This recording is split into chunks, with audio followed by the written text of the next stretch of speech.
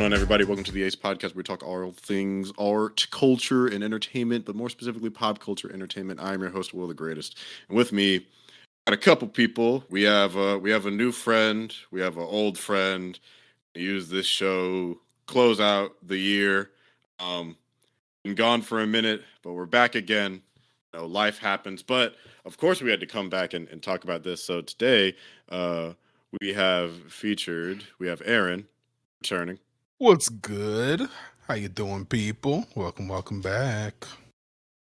And for his first time on the show, we have our new friend, Cole. Hey, how's it going? And we may have Nick if he wants to speak up. We don't know. We'll figure it out. But how is everyone doing this fine evening across various time zones? Oh boy, it has been a month. Well, we haven't really talked, so I guess I was waiting to tell you this stuff on the cast. Yes. But so a couple weeks ago, I was actually in a three-car pileup accident where I was the middle car. Shit. Yeah, my car is totaled. Shit, I'm sorry, man. Yeah, it's okay. You know me. I know. We both been through it this year. We've both been through it. Damn. It was a month apart, wasn't it? Well, yeah, my yours happened in October, mine happened in December. But yeah, Okay. we both were. Wait, were you the middle car in yours too? Oh, we were the second car. Damn. What car were Yeah, you? so I was the second car. I was the middle car. Damn. Right.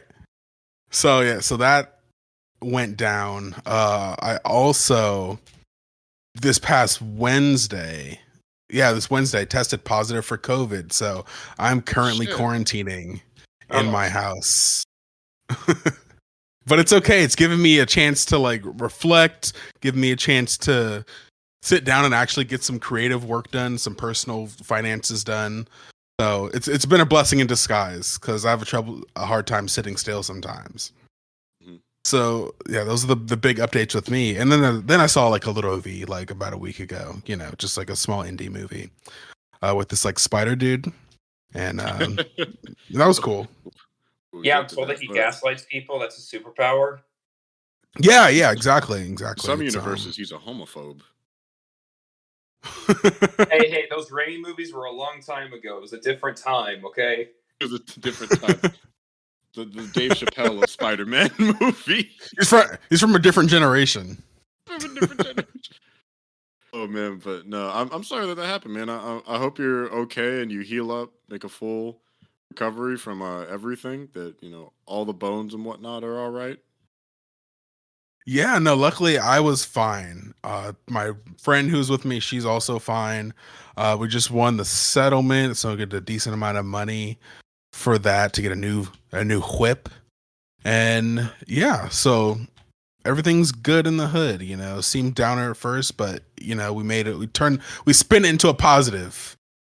Yeah. No bad news bears here. Only good luck, man. Charlies. We're gonna send positive energy and thoughts over to Aaron. Makes a full recovery. Well, how have you been, man? We haven't had like a verbal conversation in about 5 months, I'll say. Yeah, GalaxyCon, right? Yeah. So that was where we had met at, but other than that, we still talk, bounce ideas off each other. Yeah, met celebrity from Hybrid Network, Yeah, that's a different time, a different life. God. Yeah, but no, I used to listen to those podcasts all the time when I was like 14 or so. How old are you now? Wow. Oh God, I'm like 22. Damn. Oh Jesus. Well, do you feel old? Feel a little old. Yeah, you do. Yeah, you do. You better bust that cane out. Yeah, I was an ancient when I was at HN because I met you a year and a half into that. Oh, it was longer. Was it 2-3 years?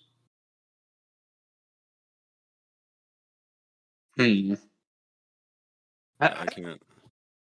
I don't know, but God, yeah. No, since then I've been working on some stuff. I've finally getting my Sal Buscema Spider-Man cosplay done. Moved into the apartment. It's been nice. Yeah. Awesome, man. Yeah, glad to hear. But this indie film, Spider-Man, no Home chick Alone.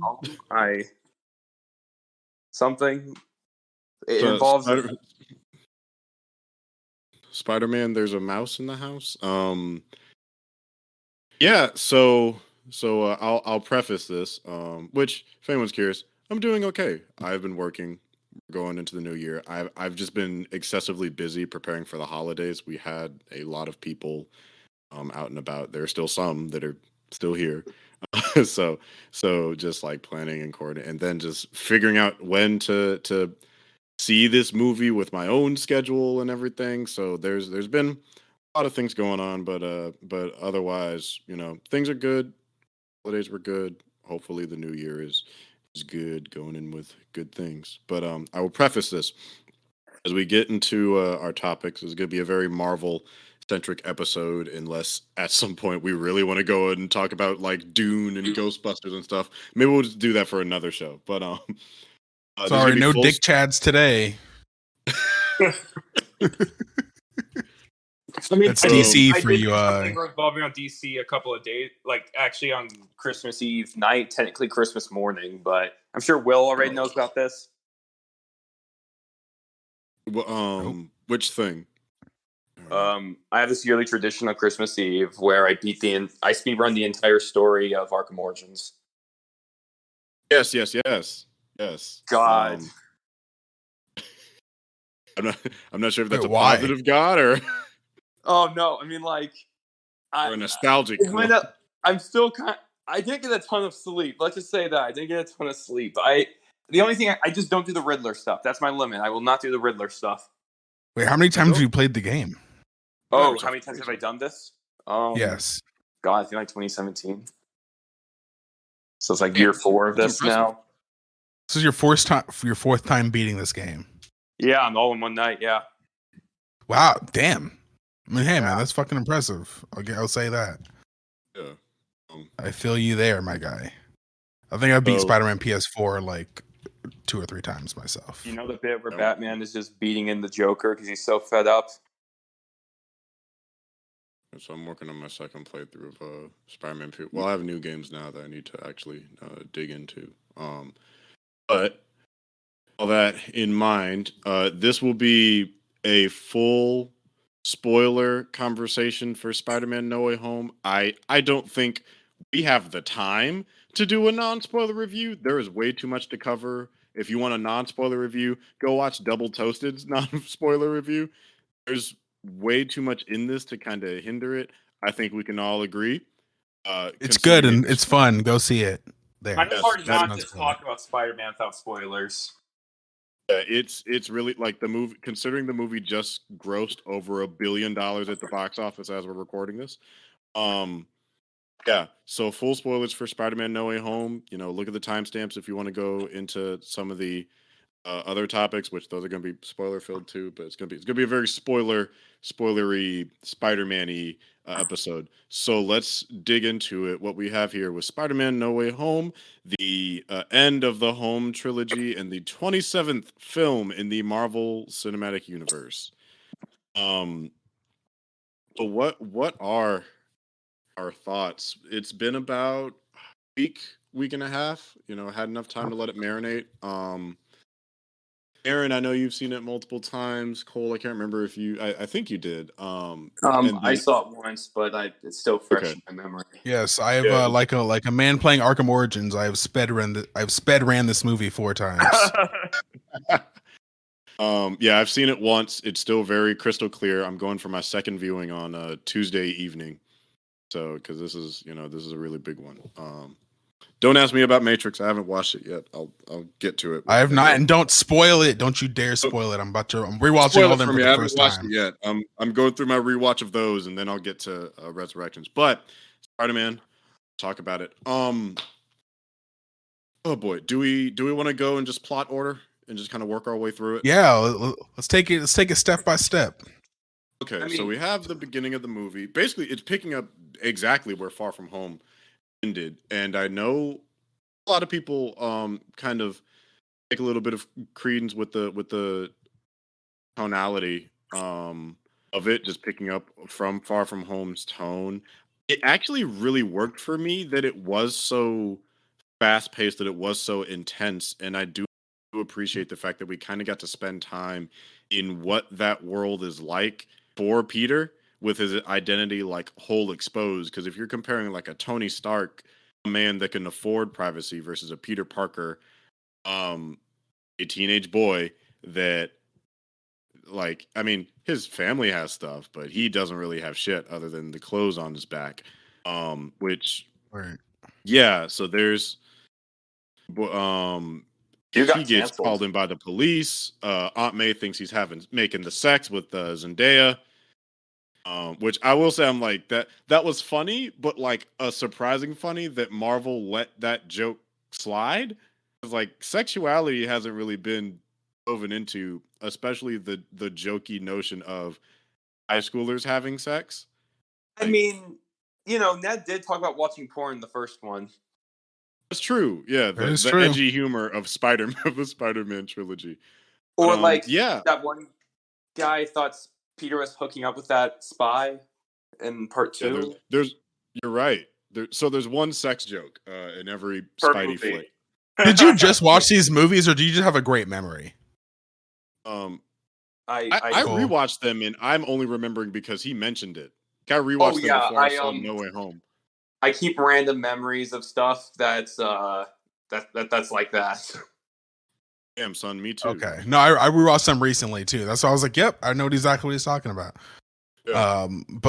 Yeah, man, I love the beginning of this movie. It's unlike any other movie in the way that it immediately starts you off the bat, like a la Infinity War. Like there's no bullshit. There's no time to like set up the story or like the slow where are the characters now. Like we're here in this moment, shit's going crazy, let's go. And I really appreciated that. That one take shot at the beginning was really funny. It was very anxiety inducing. Like that. I really like one. Yeah, when because the wall. the moment the world figures out who Peter Parker is, and you get to see that Oh, in he's- real time, that's so exciting. especially was in really scary. this era. Yeah, Say within what? this era of Spider-Man, and then just that whole scene felt very Spider-Man too, with him swinging through the city and going through the sewers, and I felt like a lot of that stuff where it was Tom and Zendaya was practical, and like the suit looked great, and I loved seeing them together in that water. Also, can we talk about how fucking ripped Tom Holland got? I was like, God damn, you Yeah, just he leaned out did- and like slightly bulked up a little bit more. I'm like, this man's chest. I'm like, did you get implants, bro? Like, what the fuck? He's It just was This shit is lean. crazy. Dude got even more lean. What's cool is that during when he was swinging around with MJ saying, I'm sorry," it feels like it was pulled right out of Bendis' Ultimate Spider-Man. I can see yeah, that. I can see that. But what I think is funny, and it's something I think we would notice just because having that like finger on the pulse of nerd shenanigans. But like it made news that there were minor alterations to the suit if you look at his belt, where it's a lot more uniform. Yeah. So they took away It's the more like, little unif- black pieces. Yeah. Also, I think the spider was a little bit more white on this Yeah, new version of the suit. I think it might have been. But yeah, So I noticed that, and I'm watching them like, oh, they just retcon the end scene of the last movie. yeah, And just which I kept with it. right. I can't wait for the super cut of like somebody making Far From Home and the ending of Far From Home and the beginning of No Way Home into like one cut. So it's just one long movie of the two of those. God. I would love that. My God. This movie, the entire beginning of it, I feel like it's relatable for a lot of people because Spider-Man gets straight up canceled. Literally. Yeah, including by his as we see him. Is the lawyer scene before or after this? I think it's after he goes to school. Where Betty Brant. Yeah, it's after. Yeah, it's after he Before? goes to school. Wait, what? Where his teachers, like, you see the whole dichotomy of range of, the one teacher is distrusting, the other teacher's made a shrine for him. He's just getting harassed. He can't catch a break. his life goes to shit after this controversy. He becomes an overnight celebrity in the worst way possible. I think after he, the whole stuff with school and Betty Brant gets her one line, and Flash Thompson bullshits his way into a book. Isn't that when he gets arrested? Is that directly after the It's a he little gets bit. arrested. It's a little bit after the day or two beginning. after. So he gets arrested by damage control, right after the what's it called? The montage of like, what's the worst that can happen? And then after that is when Matt Murdock gets introduced. And then he goes to school. Yeah, I mean, those Mysterio charges are pretty easy to clear as well. Mysterio wasn't around. They exposed his criminal record. Those would never stick. Right. And Right. it's a real issue. He's out there. He was doxxed. Dude said, "Hey, this you," and showed a picture of his face. Yeah, and I think it's interesting.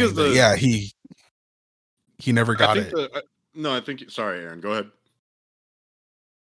No, I was going to say that I think that it was interesting that they brought him in just so they can clear him up like that to free Peter Parker up for the second half of the movie, so he doesn't have to deal with all the legal shit of what happened in Far From Home. And I think what makes it, I think there's a really key sticking point that Matt put. Oh, did a Luke just arrive? Luke has entered the chat.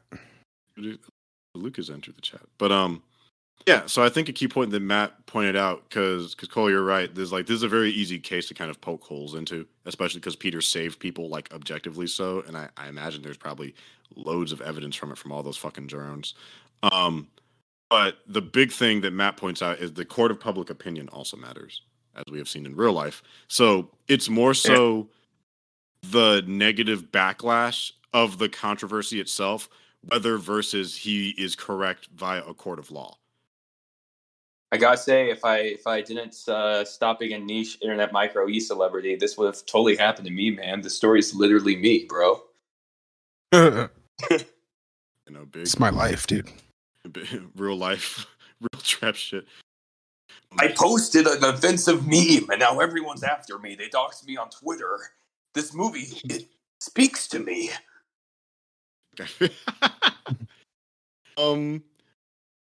So yeah, do we want to talk about Matt, our boy, the boy? How did we all react? Because I was a clapping hooligan at seeing Matt Murdock. Oh yeah, my theater lost it. I screamed at my girlfriend, who was rushing. Not because of the movie. I was just mad at her. Yeah. We're just going through something. There's context to this. Like, I screamed at my girlfriend. Also, I'm happy Matt was there. I was like, Daredevil!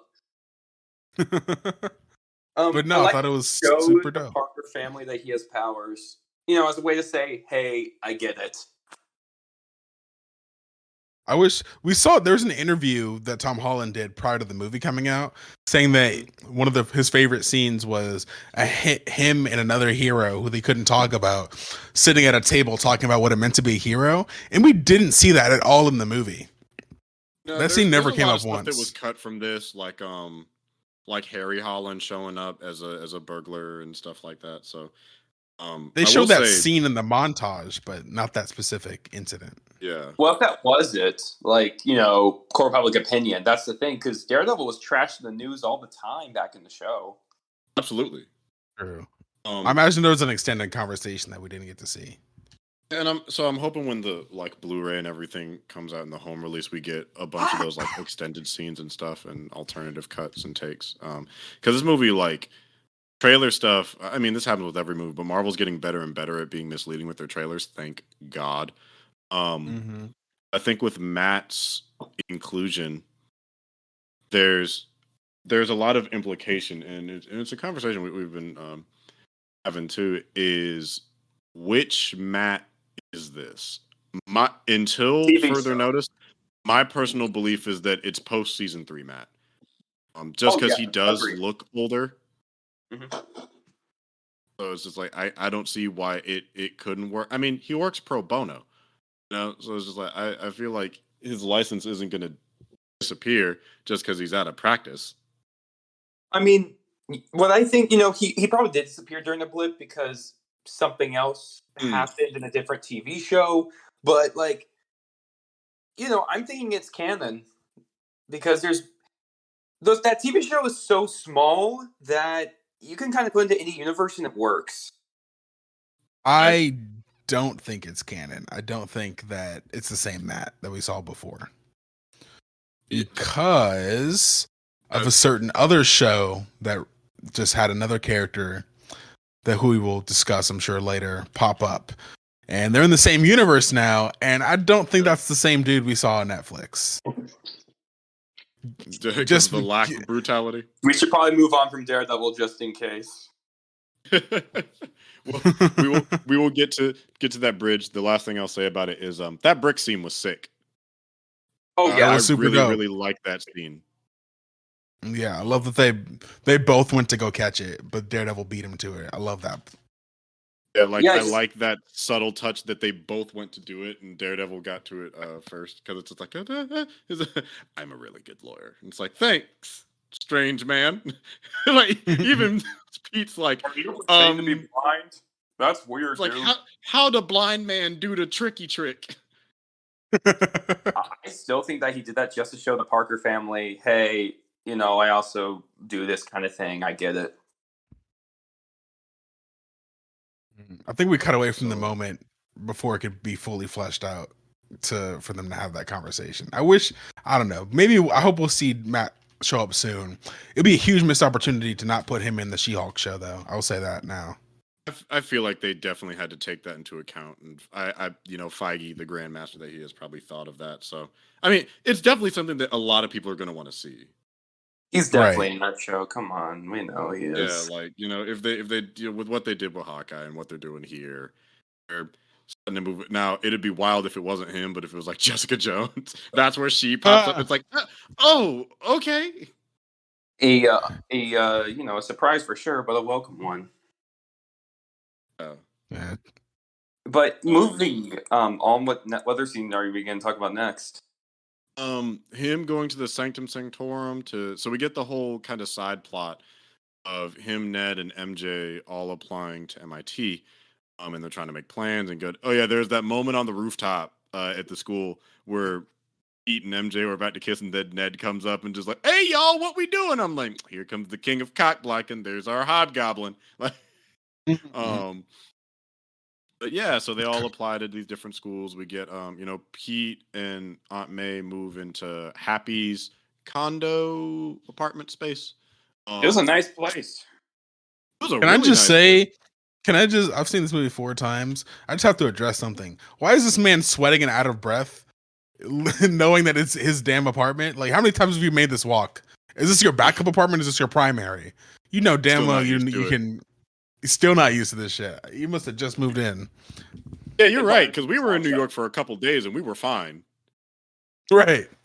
I can't but feel like he was like carrying all their luggage up. Peter's like, "No, let me help you. I have super strength." Like, "No, it's fine. Don't worry." He was like doing that kind of dad thing where he's trying to carry literally everything in one trip. Okay, yeah. No, Hot May. I could play a role. Yeah. So it's like 57 trying to do too much where he didn't need to. You want to flex the muscle and impress Aunt May. Trying to flex for May, yeah. I definitely understand. Also, minor like detail. I really like how they shot MJ and Peter talking on their phones and everything. Yeah, it actually looked like smartphones for the first time in a movie, which was great because normally you're like, yeah, it's kind of grainy. I'm like, yeah, that feels like a real phone. Yeah, also, they're dynamic in that scene. Their banter is really cute. Yeah, like way better. MJ's writing in this movie is a minor point. He significantly changed watching from like not in a bad way, in like a growth way, because that was what was always kind of weird about the selling point of her as the love interest is between Homecoming and Far From Home, she didn't do that much. And even in Far From Home, it's like, oh, okay, their relationship is growing, but this is way more the MJ that I really kind of wanted to see because, like, Aaron, I know you've seen Euphoria, and it's like, oh, that's basically her. So it's like we know she has this exact specific range to play this type of character that matches like that wit and sarcasm, and dry humor and stuff like that. But so we, Pete, for what I can only believe is just from the optics of him being like seen as a social pariah, he continuously gets rejected from school. I'm like, it's not the grades and it's not his social life. Like it can't be those. So, it has to be just the optics, like Matt was the court of public opinion, because Pete is like crazy smart. He participates in various school activities. It just has to be this one thing. He helped save the freaking world. To be fair, he is still he was still doing vigilante activities. To be fair, right? Like it's okay for the Avengers. People know who they are, but this is just a kid in a mask. Yeah. I'm gonna guess, but he was bouncing that with a 4.0 GPA. Dude, he's built different. Can we just address something real quick? I feel like the fact that Matt Murdock was one involved, said he was cleared, and two that the other Avengers haven't been involved. I'm assuming that the Accords aren't a thing anymore. I'm thinking they just did away with those. Oh yeah, those 5 years snap. You kind of have to, because it's way too unprecedented. Either that, or it's too unprecedented to really consider after half the population just came back a year ago. Or they just realized it was a limiting story device to stop the heroes from doing their thing. True. I mean, or maybe the feds came after him too, so maybe that's also an additional thing that was damage control. Oh, you're right. My bad. That was damage control. Yeah. God, those guys. Apples. It's a cool callback to the first movie's damage control too. Yeah. Yeah. So bring it. This movie. This movie had a lot of Easter eggs to the first two movies, which I feel like they don't normally do within like these things. They're normally universe referential, not previous film referential. Which is nice. It's a nice change of pace, especially with like how it narratively picks up right after the last one, and so we see a very long stretch of like transitional time with things. But yeah, so Ned, Pete, and MJ open up their results from MIT. So okay, I know it wasn't said, but did we all catch the subtext that MJ was the only one who got in? Yes.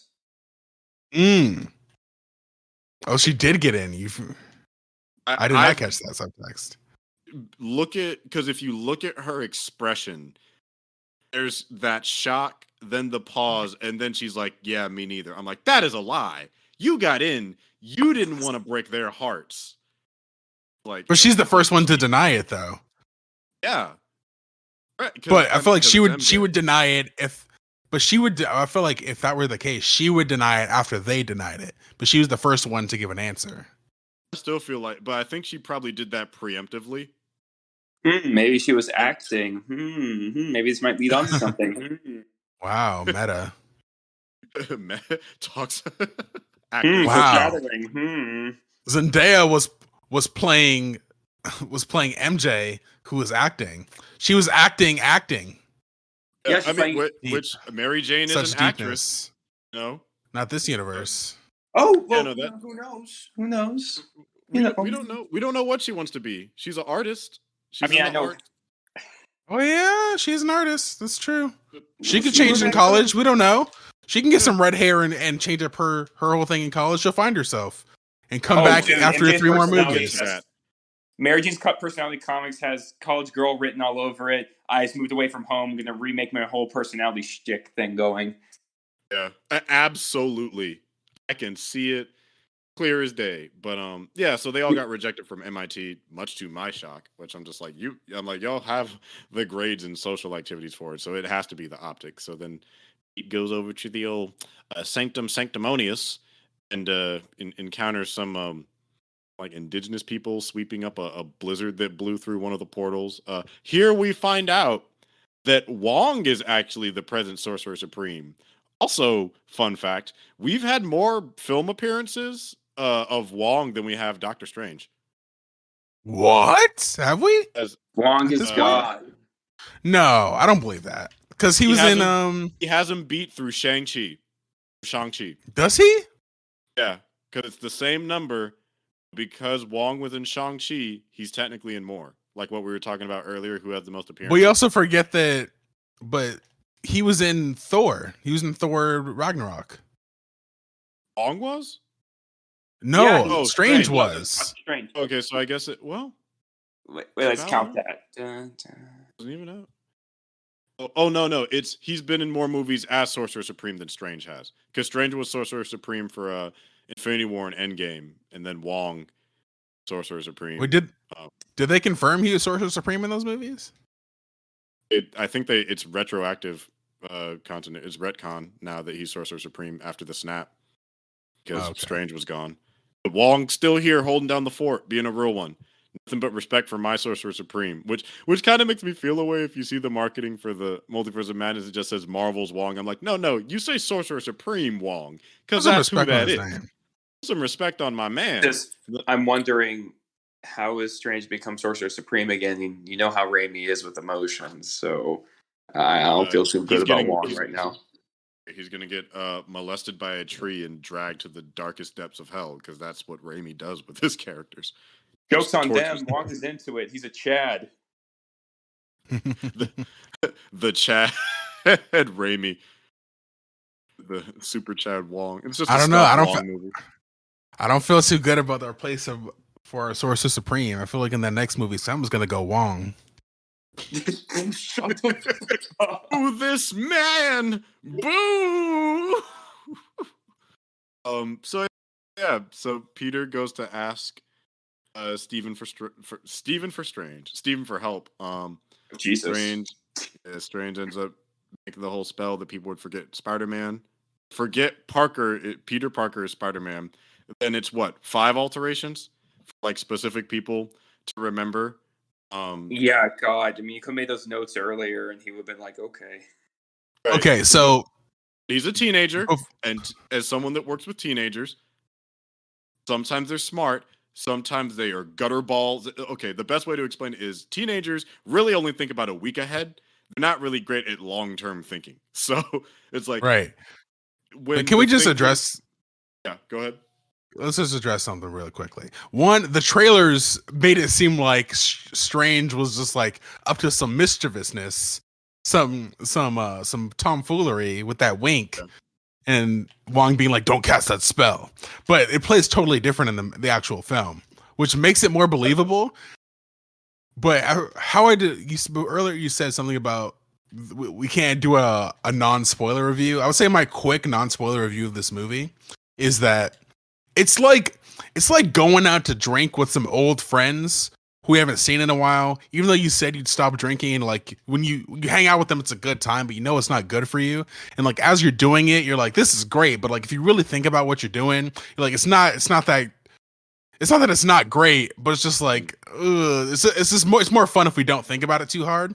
That's how I felt about this movie, and I felt like, would Doctor Strange do that? Maybe not, but I'm like, fuck it. You know, this is what we need to get to. This is what we need to do to get the movie going.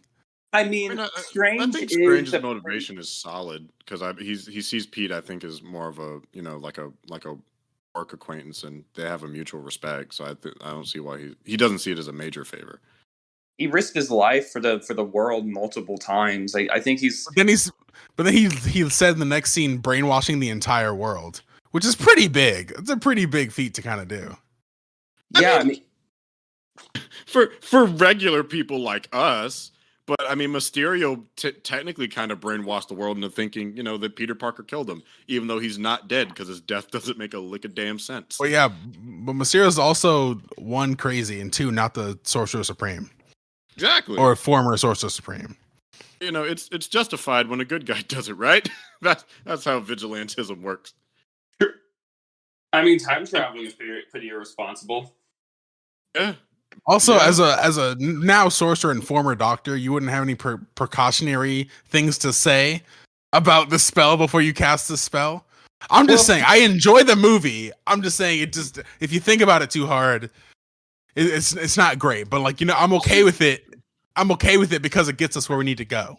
Well, I mean, yeah. Steven, you know, he is a bit of an ass. True. Then he'd be a terrible doctor. Imagine him just doing surgery without telling you what he's about to do to you. I mean, that sounds like some shit that Doctor Strange would do. Pizza. Yeah, like he still has a little bit of ego to him. Remember, he's Tony Stark with magic. You know, he hasn't he hasn't really had like a humbling moment, which I'm assuming that's probably what some they're gonna lean into with Multiverse of Madness. But um, yeah. So with Peter, asking about it, like the results of what happened made sense to me, and then here's a scene that kind of threw me for a loop as someone that has dealt with the college application process on several occasions over the last decade. Strange is like, oh, you didn't just ask them to readmit you, bitch. What? I didn't know you could do that either. Yeah, not a lot of people know that. It's like that's not common knowledge, Doc. Sorry, not he is all a of us get doctor. into med school. I agree. He is a doctor, and I mean, he of course he's gonna be pissed because he's gonna do that huge thing for Peter. Yeah, But that that's is very it's not. Spider-Man. It's like I'd hazard a guess to say that's not common knowledge. Most of the time, if you tell someone, "Oh, I didn't get in somewhere," they react like Aunt May and say, "Oh, well, maybe one of the other ones will work out." They don't say, "Oh, well, hit him up and ask." I actually don't think I've ever heard that in any of my college admissions. Oh, just ask again. I didn't know we could do that. I think that's one of those things that they don't want you to know because they want to deal with people asking them why they got rejected. Right. Yeah, I feel like that's something most people don't know. Which myself, I was like, oh, I didn't know. Like I'm sitting there, I'm But like, is this like a Marvel Universe only thing, or can you actually do that? Because I didn't know you could just maybe we're the ignorant ones, and it's like, oh, of course you can. No, like I've actually never heard of that. I mean, I felt kind of ignorant about some stuff today with Marvel too. I reread that Robbie Robertson Tombstone story. Apparently, Robbie went to jail because he saw Tombstone kill someone years ago and is only now reporting on it. Oh, oof. We'll they know that was a Damn. thing. Wait, Robbie. Wait, what are you referring to? Oh, remember that storyline where Robbie first tried to take down Tombstone back in like the 90s of Spider-Man. Oh no, I don't remember. Okay, yeah. So he saw Tombstone kill someone. He didn't report anything on it because he was scared for his family. But then years later, he got the courage after meeting Tombstone again, and he said something about it. But he got up to 36 months of jail time because of his failure to report it. Oh wow! I didn't know that was a law. I looked it up. Turns out that is a thing in the state of New York. That's some shit. Yeah. I was not aware. I will say though, in that scene where Peter Parker didn't know that he could appeal his case, that was a very Peter Parker Doctor Strange moment. That was a very Peter Parker response. Like, well, when you put it like that, that scene made me laugh every time. My God! But then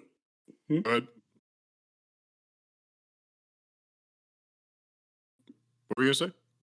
I was gonna say, but then right after that scene, we got to what they consider the marketing, the big moneymaker moment. Yeah, the highway scene. So Peter Parker in a very raggedy looking suit, which I'm like, yeah, he's still poor, still broke. Runs to the highway to meet, Michelle Obama, MIT administrator. I actually, as far Mrs. as like Obama, minor I've done characters go, Mrs. Obama, I've done it. I've stopped racism. Thank you, Spider-Man.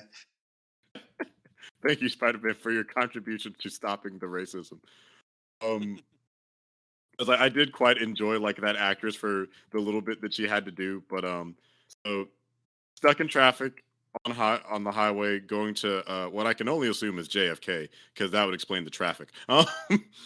Dr. Octopus shows up after the failed experiment, throwing his mechanical arms to and fro through the bridge, yeeting cars off the bridge. We get a bit of a TASM 1 reference with that, with Peter saving the cars and them hanging.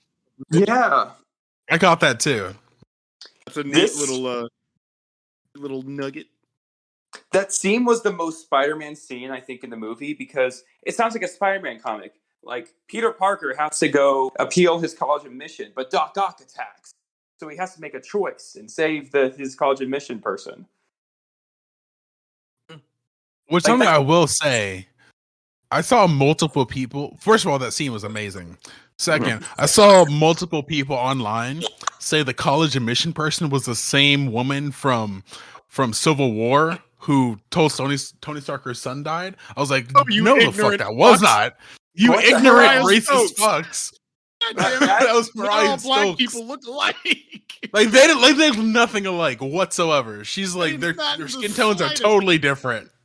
Spider-Man I fans think will they had see, the same hairstyle. What the hell is Spider-Man that? fans will see a single black person on the set of a movie and think, Miles, it's Miles.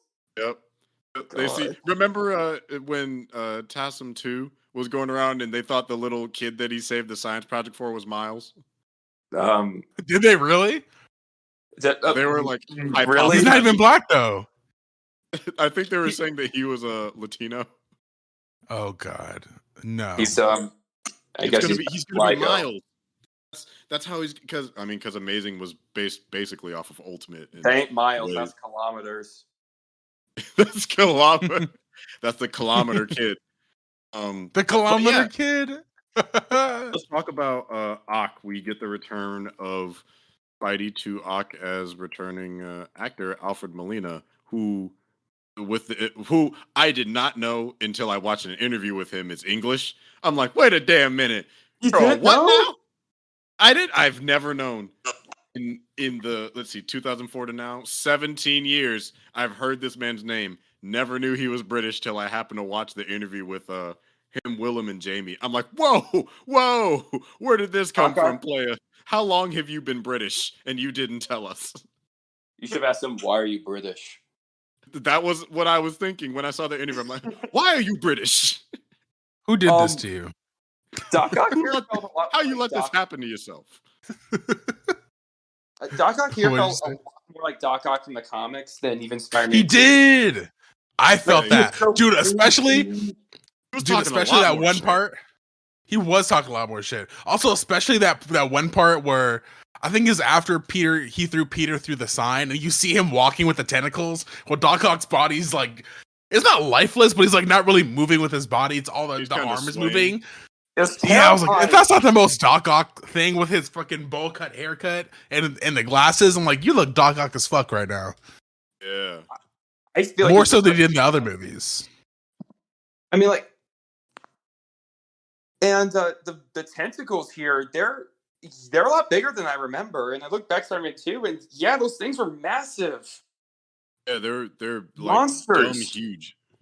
Like, because remember, if I remember, like the surgery scene where he stands up and they scream, like they're really big and like bulky. Some long ass arms. Yeah, they're really dense. We get the hello Peter, and just so Hello, they have Peter. they have their little fight. Peter ends up saving Michelle Obama from Dr. Octavius, who comes to discover, hey, that's not Peter Parker. Also, like the reason I like the MIT administrator is just because she talks some real shit. Like she tries to get out of the car, and she's like, it's like, let me out of here. Yeah, I mean that's what you Well, want hell to do. knows The her way through the scene. I'm like, again. they're all entirely rational responses to the situation of just, this is terrifying, but leave me out of it. I Spider-Man like how she saved me. thanks him. That was a nice moment where she thanks him because Peter needs a fucking break. Yeah, it's just like, you saved my life. The least I can do is make them reconsider it. Just I'm like, gonna tell him about your friends, and I'm gonna tell him about you. Peter was such a smart ass in that scene towards Doc Ock. It was great. I loved that so much. Wait, what did he say that was a smart ass? Oh no, he was just behaving like he's like that when he was controlling his tentacles with his hand. He's like, Oh, yeah. you're gonna save You're right. someone now. I thought it was funny in that scene when he first came up and he's like, I don't know what you're talking about. I was like, but that also, was that Spider-Man. the switch, this is something that's going to be very prominent throughout the film and much later, is just like Tom's acting when he's angry. something because I haven't watched the Devil All the Time. It's something I haven't seen yet. Oh my God, he's so good. We'll keep getting to that. But when Doc Ock mentions that, I should have killed your little girlfriend when I had the chance, and he's just, excuse me, like, What did oh you no, say? it's like I don't think you understand who my girlfriend is. You know how long this shit took me? It took me 3 movies to get this girl. That's my woman. That's my woman. Dude, I'm the Spider-Man with a rage meter. You really want to cross me, man? Right. The dude that picked a building off himself, held a ferry together with his webs. Like he's caught the Winter Soldier's vibranium arm. Like he's built. Oh no, it wasn't the vibranium. It was still a strong ass metal. No, yeah, Peter uses his nanotech. I'm like, oh, finally, Tony Stark contributes something good. No, I'm kidding. Or am I? He uses it, restrains Doc Ock, and again, another funny moment where Doc Ock has to use his actual body and starts trying to swing at him. He just moves out the way. The arms just forcibly anchored, and then it's like, all right, there's only one way to do this. Just got to grab. And then you remember, these are like, what, multi-ton weighing arms? At least he has like at least a ton on his back. So that's probably why he moves like a little, kind of like a Daddy long leg every time he walks around with it, just like one orb in the middle. So yeah, each arm is picking up approximately 2 to 4 tons per car. And then the way it flings them, God no, he's already stronger than Spider-Man. The tech is already stronger and faster than him. Yeah, well, yeah. Peter on a human brain can react anyway. Yeah, so to have all of that power just taken away from him by a kid with essentially a little device on his suit, which I'm like, finally, these ugly ass suits contributed something I enjoy other than kill mode and the Iron Spider legs. I will say that part, upon rewatches, confused me a little bit because he was like, "Don't listen to him, listen to me." I was like, I thought they're in control, so wouldn't it be them saying that? I'm guessing it's nanotechnology overpowering whatever he had in 2004. Yeah, because with the accident. But no, it is like physically it is, but I'm saying that mentally it's the arms that are like in control. So him saying, "Listen to me now," I'm like, but it's the arms that's whose mind it is. It's not Doc's mind. I'm thinking it's the little machine that's within the arms, not the actual arms itself. Oh, I'm talking about like the consciousness of the arms is in control. Yeah. But physically they're not in control. Yeah. Got you. Okay. Yeah. I mean, that's what I'm thinking anyway. But God, it was just so cool seeing him again. It's been so long since we've seen Doc Ock on the big screen. It's been 17 years almost. Yeah, no, it was great. What's wild thinking about it is because when I was doing my video, which everyone should check out about why there's never been a terrible Spider-Man movie, I did that entire video from memory, so I have very distinct memories of Spider-Man 2. And when I think about Otto Octavius as a character, I realize I actually really don't like him as a character ever since like Superior. I keep reading his books, but I don't like him as like the dark sorta parallel to Peter, which is interesting because I think Spider-Man 2's version of Otto is that version. This version by extension and the PS4 versions are the only real like good ones I've seen. Which is kind of a shame because I felt like even those are all really good. Right. Which is kind of shitty because like it's kind of shitty because like even if you were to do a comic accurate Doc Ock, people would still say it's shitty compared to what we've gotten. Yes, because they've just made it better. Yeah, that's why a lot of people shit on the Lizard for having a dumb plan. I'm like, that's just what he does. That's just who he is in the comics. He literally just wants to turn people into lizards. Yeah, I mean, you can say it's stupid, but it's accurate.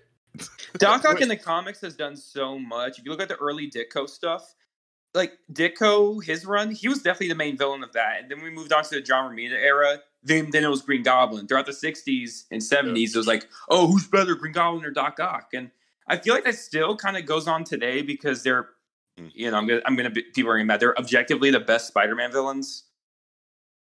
Certainly, some of the most definitely. popular.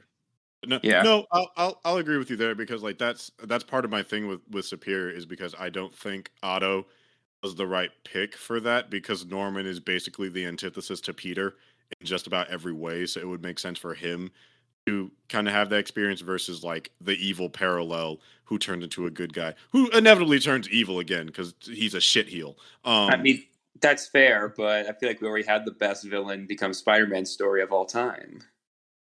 Kraven's Last Hunt. Damn.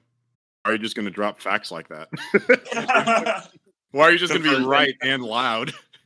The It's a lot of Virgin Superior Man, Chad Hunter Spider. Yes. So anyways, going forward, so Otto's basically out of commission. Peter used his magic suit, and then we get that old laugh. That old it's like, oh, when he set up perfectly. when I heard the laugh, I'm like, oh fuck. that was what came out of my mouth. I'm like, oh fuck, Norman's here. I did that whole like, you know that face like Pebbles draws a lot when characters are turning around and they're shocked. Mm-hmm. That's how I felt. I was like, I was like, oh, yeah, so Norman arrives through the smoke and clouds and pumpkin bombs. How did Peter beat him? I'm trying to remember. Oh, he didn't face him. Oh no. Yeah. So we'll get to that later. So yeah. So Peter ends up taking him to Strange. We wind up with him in the Sanctum Sanctorum. And then we get that exchange between basically our Scooby gang and Octavius. The nerve of these raggedy ass bitches.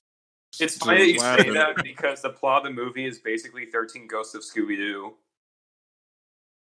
Oh my god, it is. Oh my god. Oh my god. Oh, I'm so mad. It is. It's the same. Scooby-Doo this shit. I mean, literally. It's straight. I mean, when that trailer dropped and he said that line, I'm like, he didn't say shit there. Don't know how I know, but sometimes you just know when it was.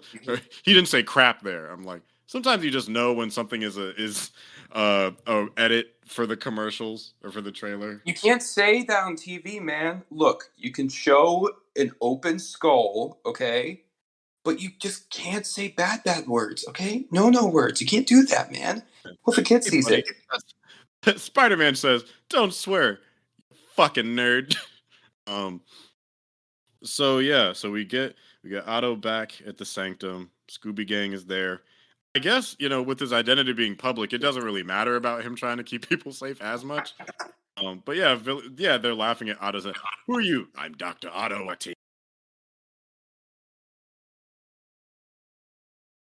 No, seriously, what's your name?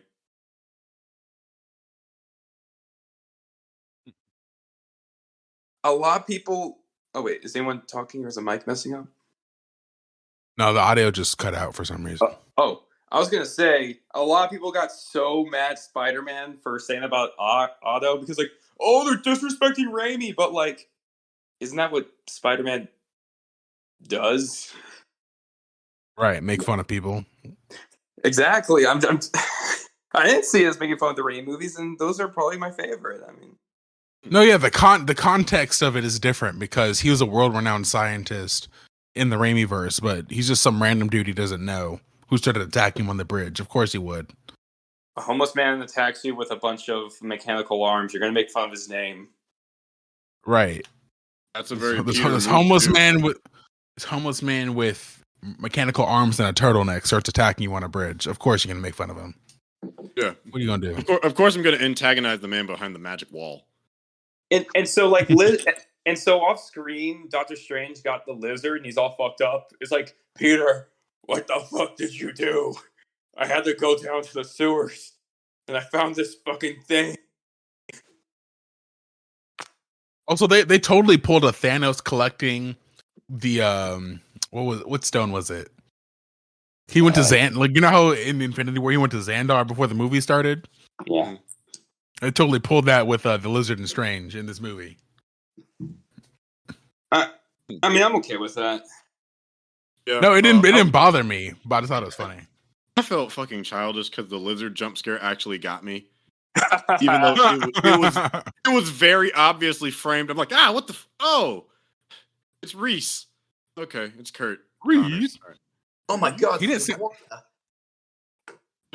sound like him at first until he said I wasn't sure if it was him at first. I'm like, wait a minute, is that this? But as you go on, you're like, oh yeah, that's him.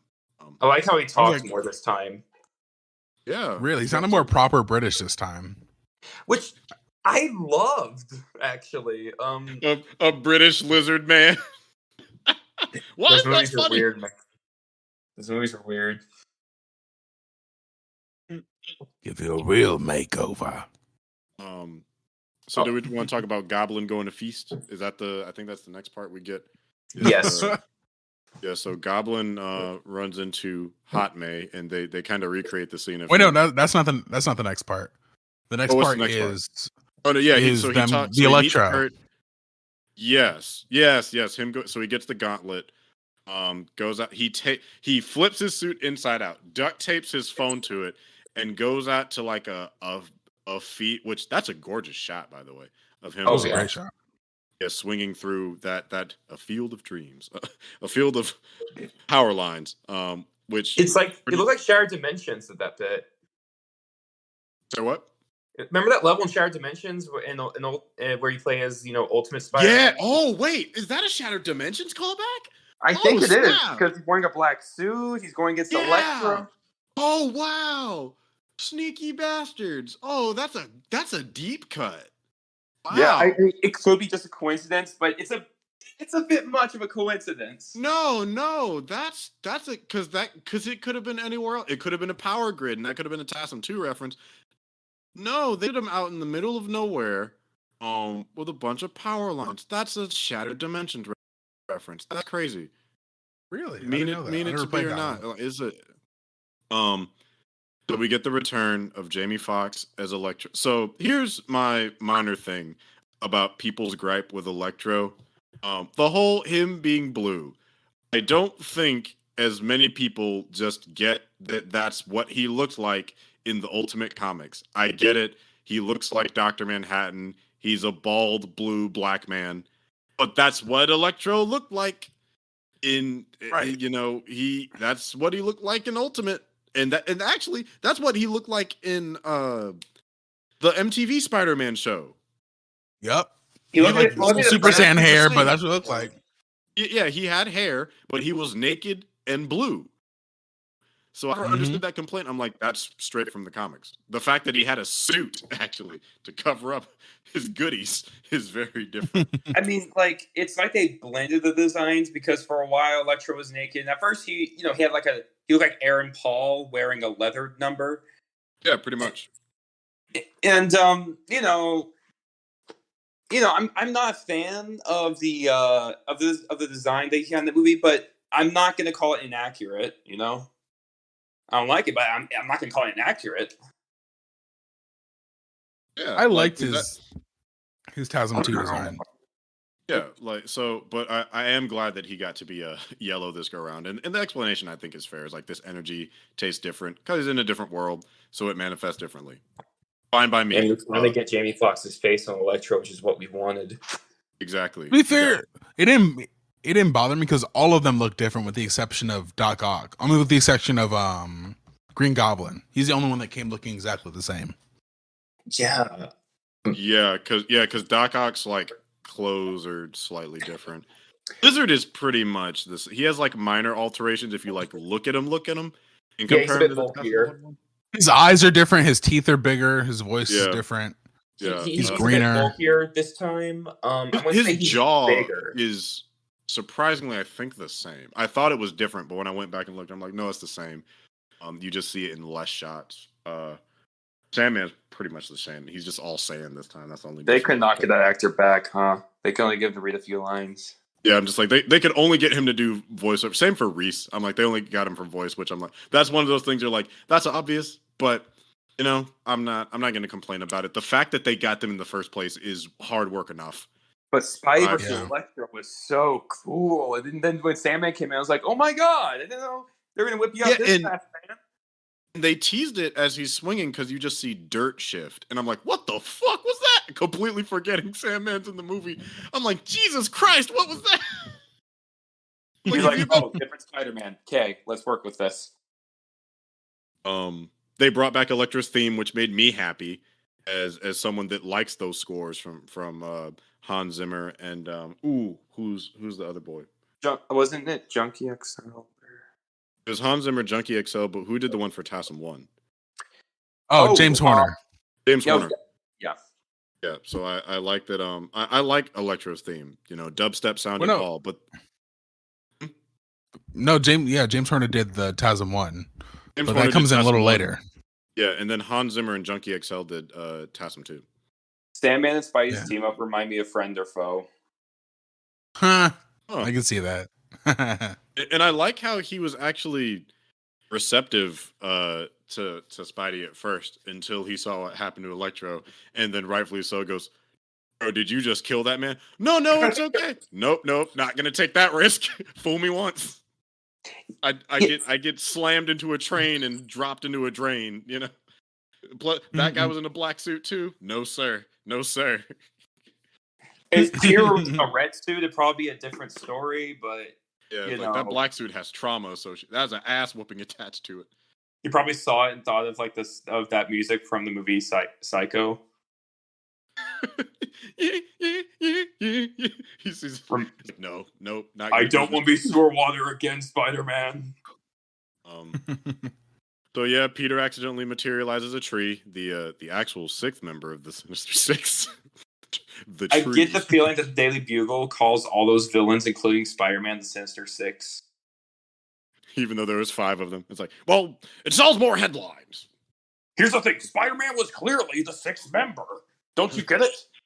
Ooh, that is exactly how Alex Jonah Jameson would spin it. Alex J. Jonah Jameson. Alex Jonah Jameson. Talking about him because he's spread throughout the movie. What's throughout the movie? Jameson. He doesn't really have he has moments throughout the movie, but doesn't really have a big scene other than that one. Yeah. No, I like that he's actually like a menace in this movie because I felt like in the other ones, he like was. Here. Yeah, it's very antagonistic here. In the other ones, he was like more annoying to Peter and Spider-Man, but he didn't actually like affect him. Like he never got to Peter. This one, he got in Peter's head, which I'm like, good. That's how it should be. This is like full-on Ditko Jameson. Like, remember how effective he was in those books? Like, he literally created the Scorpion. Yeah. No, I'm down for the less likable, less funny Jameson. Yeah, I mean, he's not completely a bad guy, but in this movie, he's a total villain. He builds an entire empire out of hate, which, people in our generation, we've seen that so many times.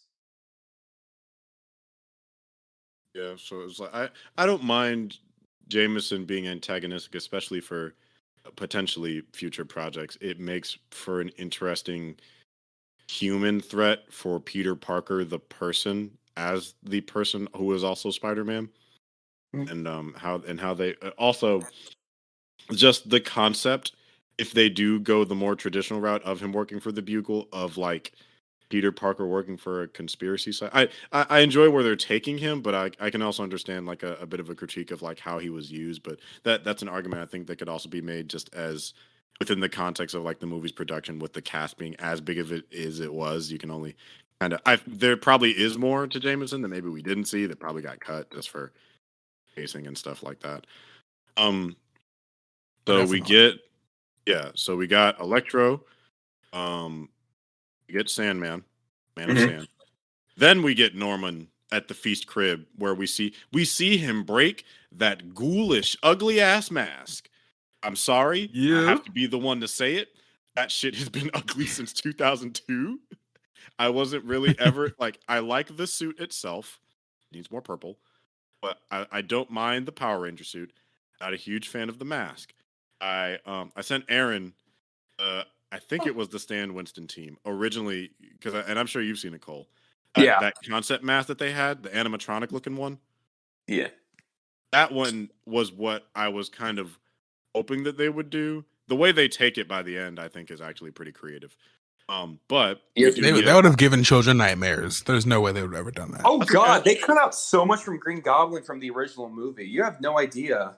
The stuff they cut out gave the movie an R rating originally. Really? that sounds like Wow. Raimi. That sounds like Yeah, Raimi. although it's not Yeah, like stuff Raimi. that if it was made today, it'd still you would get PG-13, but it was like stuff that added up. Like the beatdown was a bit more intense at the end, and remember the Razorbats? Yes. Yeah. Yes. He was going to talk to them. Oh, Jesus. Yeah, they cut that scene out because they're like, Jesus Christ, what the? Go full crazy. Let's go. I Now, want to see well, that cut.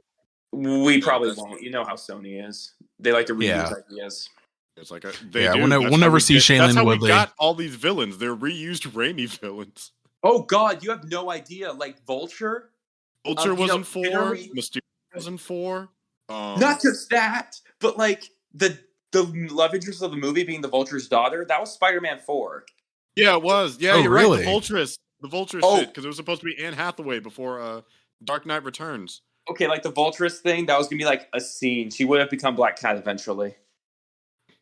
Oh, okay. And there's That's a another twist thing. that still holds up. to I'm not the gonna be Vulture super twist. specific because I don't know how public this is gonna be. But We'll talk after off the record. it's like, do you remember Black Cat Spectacular Spider-Man? Yeah. And Yeah. how her father is the killer of Uncle Ben? Yeah. Yeah. And, don't make any conclusions here, at least verbally. But do you remember how we never caught him in The Amazing Spider-Man? Oh, interesting. Yeah. Yeah. Anyway, but that who knows what that is? Yeah, but Who knows? we get Goblin breaking his Power Ranger helmet and rocking green and purple. Like, got to keep it real. Willem Dafoe looked really good, green and purple, but also he just slid right back into this role like it was effortlessly. old clothes. Damn, he's good. He's so good. Everyone is great in this movie. Don't get me wrong. Everyone completely understood the assignment. Everyone's fantastic. And I'll give a lot of props to some other actors later. But as far as us following the narrative, Blum going with that back and forth, it's like he never left. But to be honest, he the last time he did it was Spider-Man 3, so 2007. Yeah, but he's so perfect in this role. I know you wanted Really, to though. at one point, but is it worth it anymore?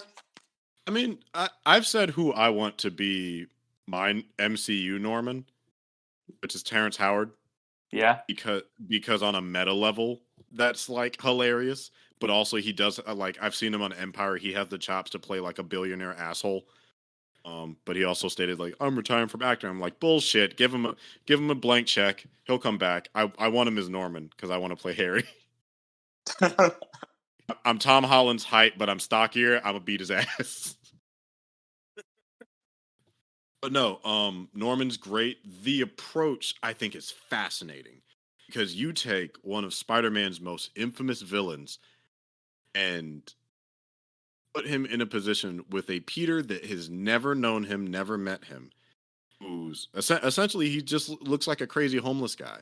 And that's when, he runs into May. May just gives him a box of donuts as he just scarfs them and steals them.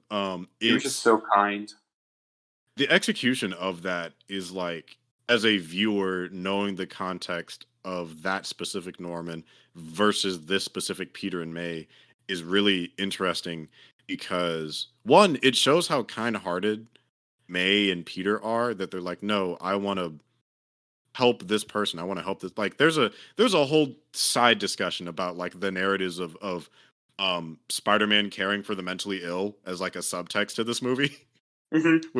Which I think is really interesting, and I think that that deserves a slightly critical lens in a positive way. I think it handles it pretty well. But just Peter being a good guy in and out of the costume. Yeah. His motivation. He's a good heart.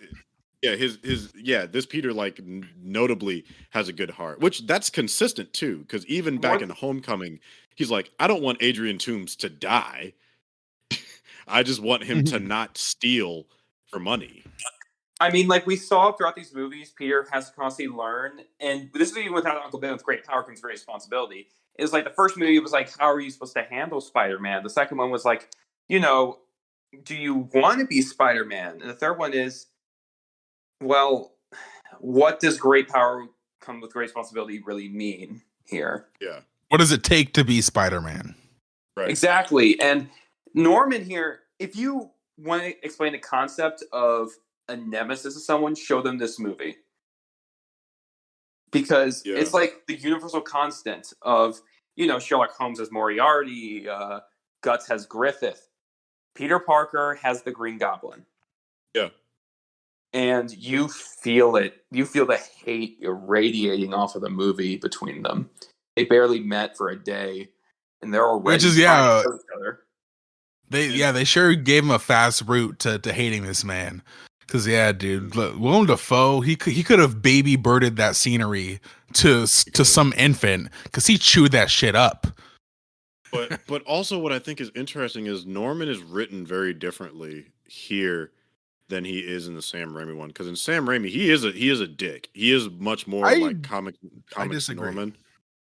In here, I do disagree because I watched it recently, and for a long period of time, I felt that the problem with Norman Osborn was that he had no goal or objective in the movie. But upon a rewatch, I was like, oh, it's definitely more about his ideology than it is about like an actual goal. Because I feel like Peter Parker is learning with great power comes great responsibility, and that's like the lesson of the first movie that he accepts by the end. But with Norman Osborn, he gets fucked over by the board. He gets fucked over by the government. And then when they're on the rooftop with Spider-Man, like when he like slaps his head and he's like just the chillest villain ever, he says to him like, eventually they'll betray you and they'll hate you. I'm like, this man is projecting his experiences as Norman Osborn onto Spider-Man to get him to turn to his side. And I was flagrant like, misogynist Norman Osborn. And I was like, it's thing. That's interesting.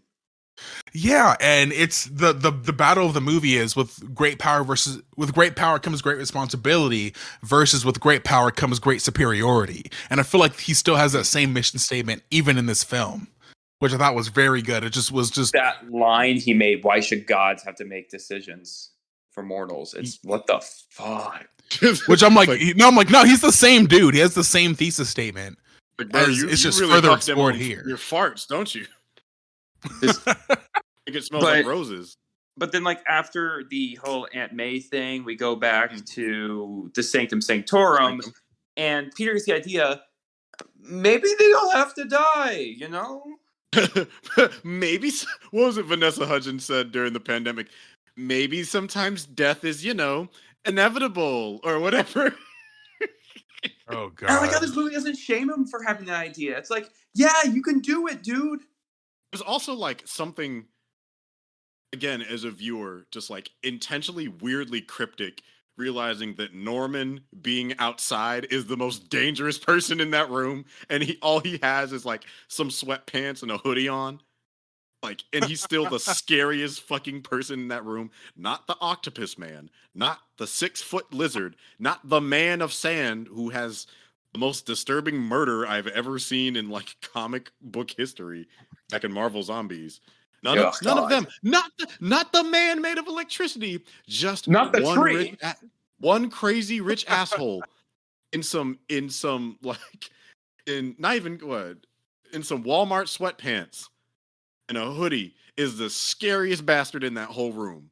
I'm wondering how Octavius knows about Norman. I imagine they were probably... Didn't they say they were colleagues? I mean, they're both doctors. Well, yeah, they were... like the Green Goblin thing. Oh, because it was all over the news. They said it in the movie. News. No, because it was public knowledge. Didn't know? Oh, that's right. Well, Harry knew. Wait, Harry. I think Harry just didn't know knew his. Yeah, he didn't know how he was. He thought Spider-Man killed him. He knew he was dead. Yeah, but he knew he was the Goblin. He knew it was the Goblin. He knew it was dead. He just thought Spider-Man killed him all that time. And here comes the fucking worst butler ever. blades were pierced by his own glider. You raggedy bastard! Get the fuck out of my mansion! You didn't want to say this shit 3 years ago. Like, Just, I don't know. It's like it wasn't really public knowledge that Norman Osborn was the Green Goblin. Like Peter didn't tell Harry or anyone, and then somehow Otto knows. That's my one thing. I mean, you get the implication. Maybe it became public knowledge after Harry had died, but you get I don't know. No, because you get the implication, and you get the implication in Spider-Man 2 that he's stumbling on and discovering the Green Goblin's lair, which implies that he didn't know he's the Green Goblin. But then in this movie, they're like, it was all over the news that the Green Goblin was killed by his own glider. What if it recontextualizes that scene to be not Harry didn't know he was the Goblin, but he didn't know how much shit he left? There's just a fan theory that maybe Otto pieced it together in his head and just didn't want to tell anyone. Maybe. I mean, he's a smart guy. Otto and Norman did know each other because I think in Spider-Man 2. I don't know if they knew each other on a personal level. They probably knew of each other, like, accomplishment-wise. But no, in Spider-Man 2, is like, my father loved your research. My father, when Harry first introduces Peter to Doc Ock, he talks about his relationship with his dad's relationship with Otto. It's a very quick line. I'm just gonna go with he knew he just kept it to himself because he's not a douche. Yeah. Well, I mean, yeah. So yeah, Otto's a smart guy, so he probably just wizarded it out. Speaking of wizards, Wizard that fucking fight between him and Spider-Man, which damn, that was beautiful. That was amazing. That was incredible fight. That was exceptionally well done. That was a gorgeous fight. Yeah, we'll have further discussions about the fights in this movie. I think they're for the most part pretty damn. Peter uses math to beat science. I'm sorry, magic. What the hell? In that line where he's like, "Oh, it's just geometry. Like I know geometry. You're great at geometry." It's like, bitch, what do you mean only geometry? Clearly, someone hasn't done geometry. Maybe I'm out of it, but it's like, I'm sorry, smart ass. You make that shit look easy. Right. I mean, he is a fucking smart kid. But I was like, that was the most Spider-Man line and moment like I think I've seen since Amazing Spider-Man 2. I was like, yeah, hell yeah, you know geometry, and hell yeah, you're gonna outsmart Doctor Strange to win this confrontation. God, was so pissed. Oh yeah. Man, he beat him with math, which I think that's a true testament not only to Peter's intellect, but I guess in a sense Strange's level of reliance at this point on his magic. Yeah. Because Strange is literally a doctor. So he has some extensive, like, I would imagine mathematics. Granted, Peter's more of an engineer STEM than a medical STEM. So they take different skill sets, but you still got to know math to be a doctor. So Oh no, you go. Sorry.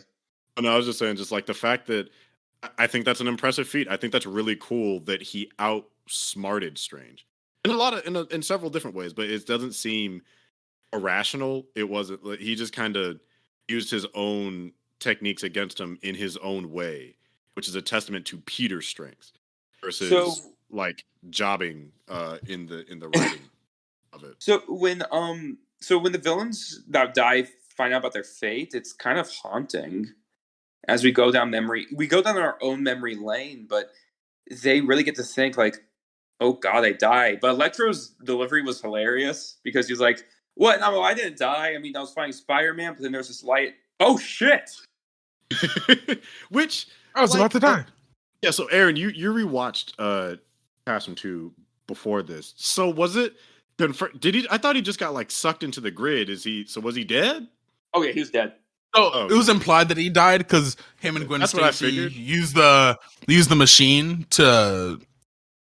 And they're like, she's like, Gwen, turn the power on, and then so she did, and then he got sucked into the thing, and then you see the little thing on his head, which is the only reason they added that stupid meter was to show it going down to 0. What'd you say? A little health meter.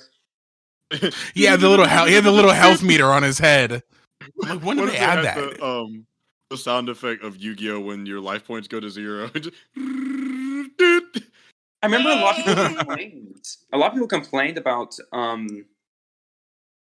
Spider-Man killing Electro, but like a lot of lives were in danger.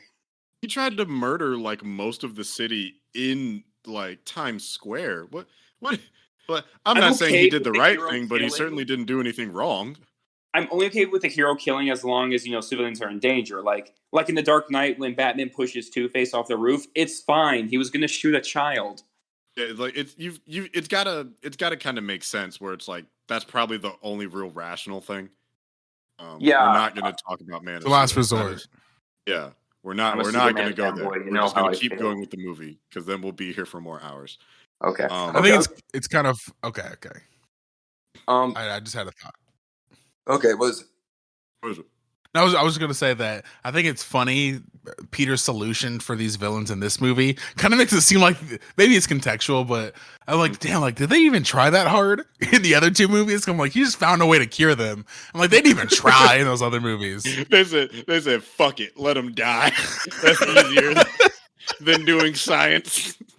It's like, man, engineering is a lot of work. Bad, what if I just killed them? The villain fixes a lot of problems. The villain interactions in this movie were ripped right out of the comics. Like Electro and Sandman's like, dude, I got eels. Yeah, I felt the Hadron Collider. Shit, that ought to do it.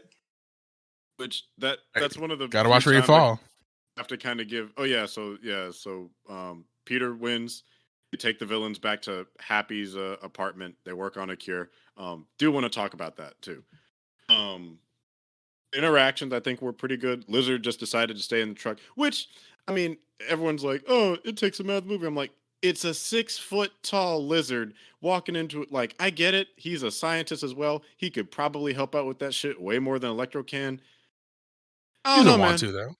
Yeah, it's like Lizard was like, this shit's gonna go left. I'm gonna chill here. Till Temp waiting in that fucking truck. And so when Jameson saw him, he was like, oh shit. Yeah, I know that thing was starting to get like toasty. If you're alone in a damn like moving vehicle, yeah. So it's like the rest of them look normal except for Sandman, which maybe he went human and then turned back into sand when they went in. Who knows? Who cares? I mean, that's doing more work than the movie gave to you. You're right. I don't care how Sandman got in the apartment. I really don't. I just walked into the front door. I mean, no one's really gonna stop them. I mean, it's the apartment where Spider-Man's at.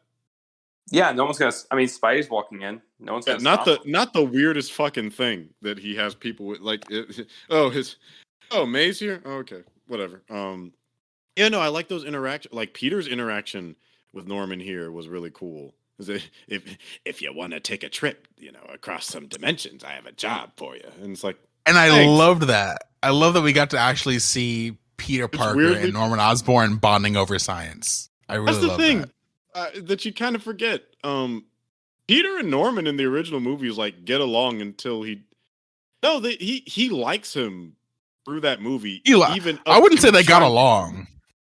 I would say he was just like kind of sucking Peter's dick, and Peter was just like kind of taking it. I'm gonna say, give me that nut, Spider-Man. I'll return to the call in a bit because something just came up. I got returned. But it was great talking to you guys about the movie while I could. Yeah. Okay. I'm sorry, something just came up. No problem. Do you want to rapidly give your thoughts about the surprise cameos we get later? We'll get to it, but yeah, I loved them, and I didn't like. And to me, they were not just cameos; they were full-on characters that actually helped Peter move on with everything and fully become the superhero he needs to be. Spider-Man: No Way Home is probably my second favorite Spider-Man movie. In my top 3, in no order, it's Into the Spider-Verse, No Way Home, and Spider-Man 2. Yeah. Fantastic movie. I'm definitely gonna see it again. Oh yeah, man. Oh yeah. Thanks for coming on the show. It's no problem. I'd like to do this again sometime. Sure. Great meeting you, man. All right. Good? Yeah, I'm good.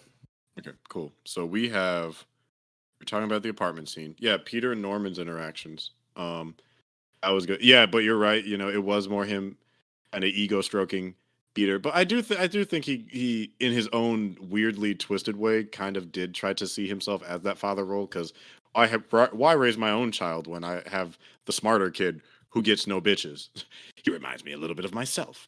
Oh shit, we completely forgot them putting in the "I'm something of a scientist myself" line, because I'm like, Yeah. yeah, I get it. No, I like it, even if it is like, oh, it's a meme. I'm like, no, but it's true. Like in context, that him saying that makes some sense. It makes Like, sense. It wasn't just like an out of place callback. Like yeah, if you didn't know that, it just sounds like another line in the movie. yeah. It's like if he wasn't a scientist and was just like talking shit, that'd be weird. But no, Norman has a doctorate. like, Right. he, like, He like can say that.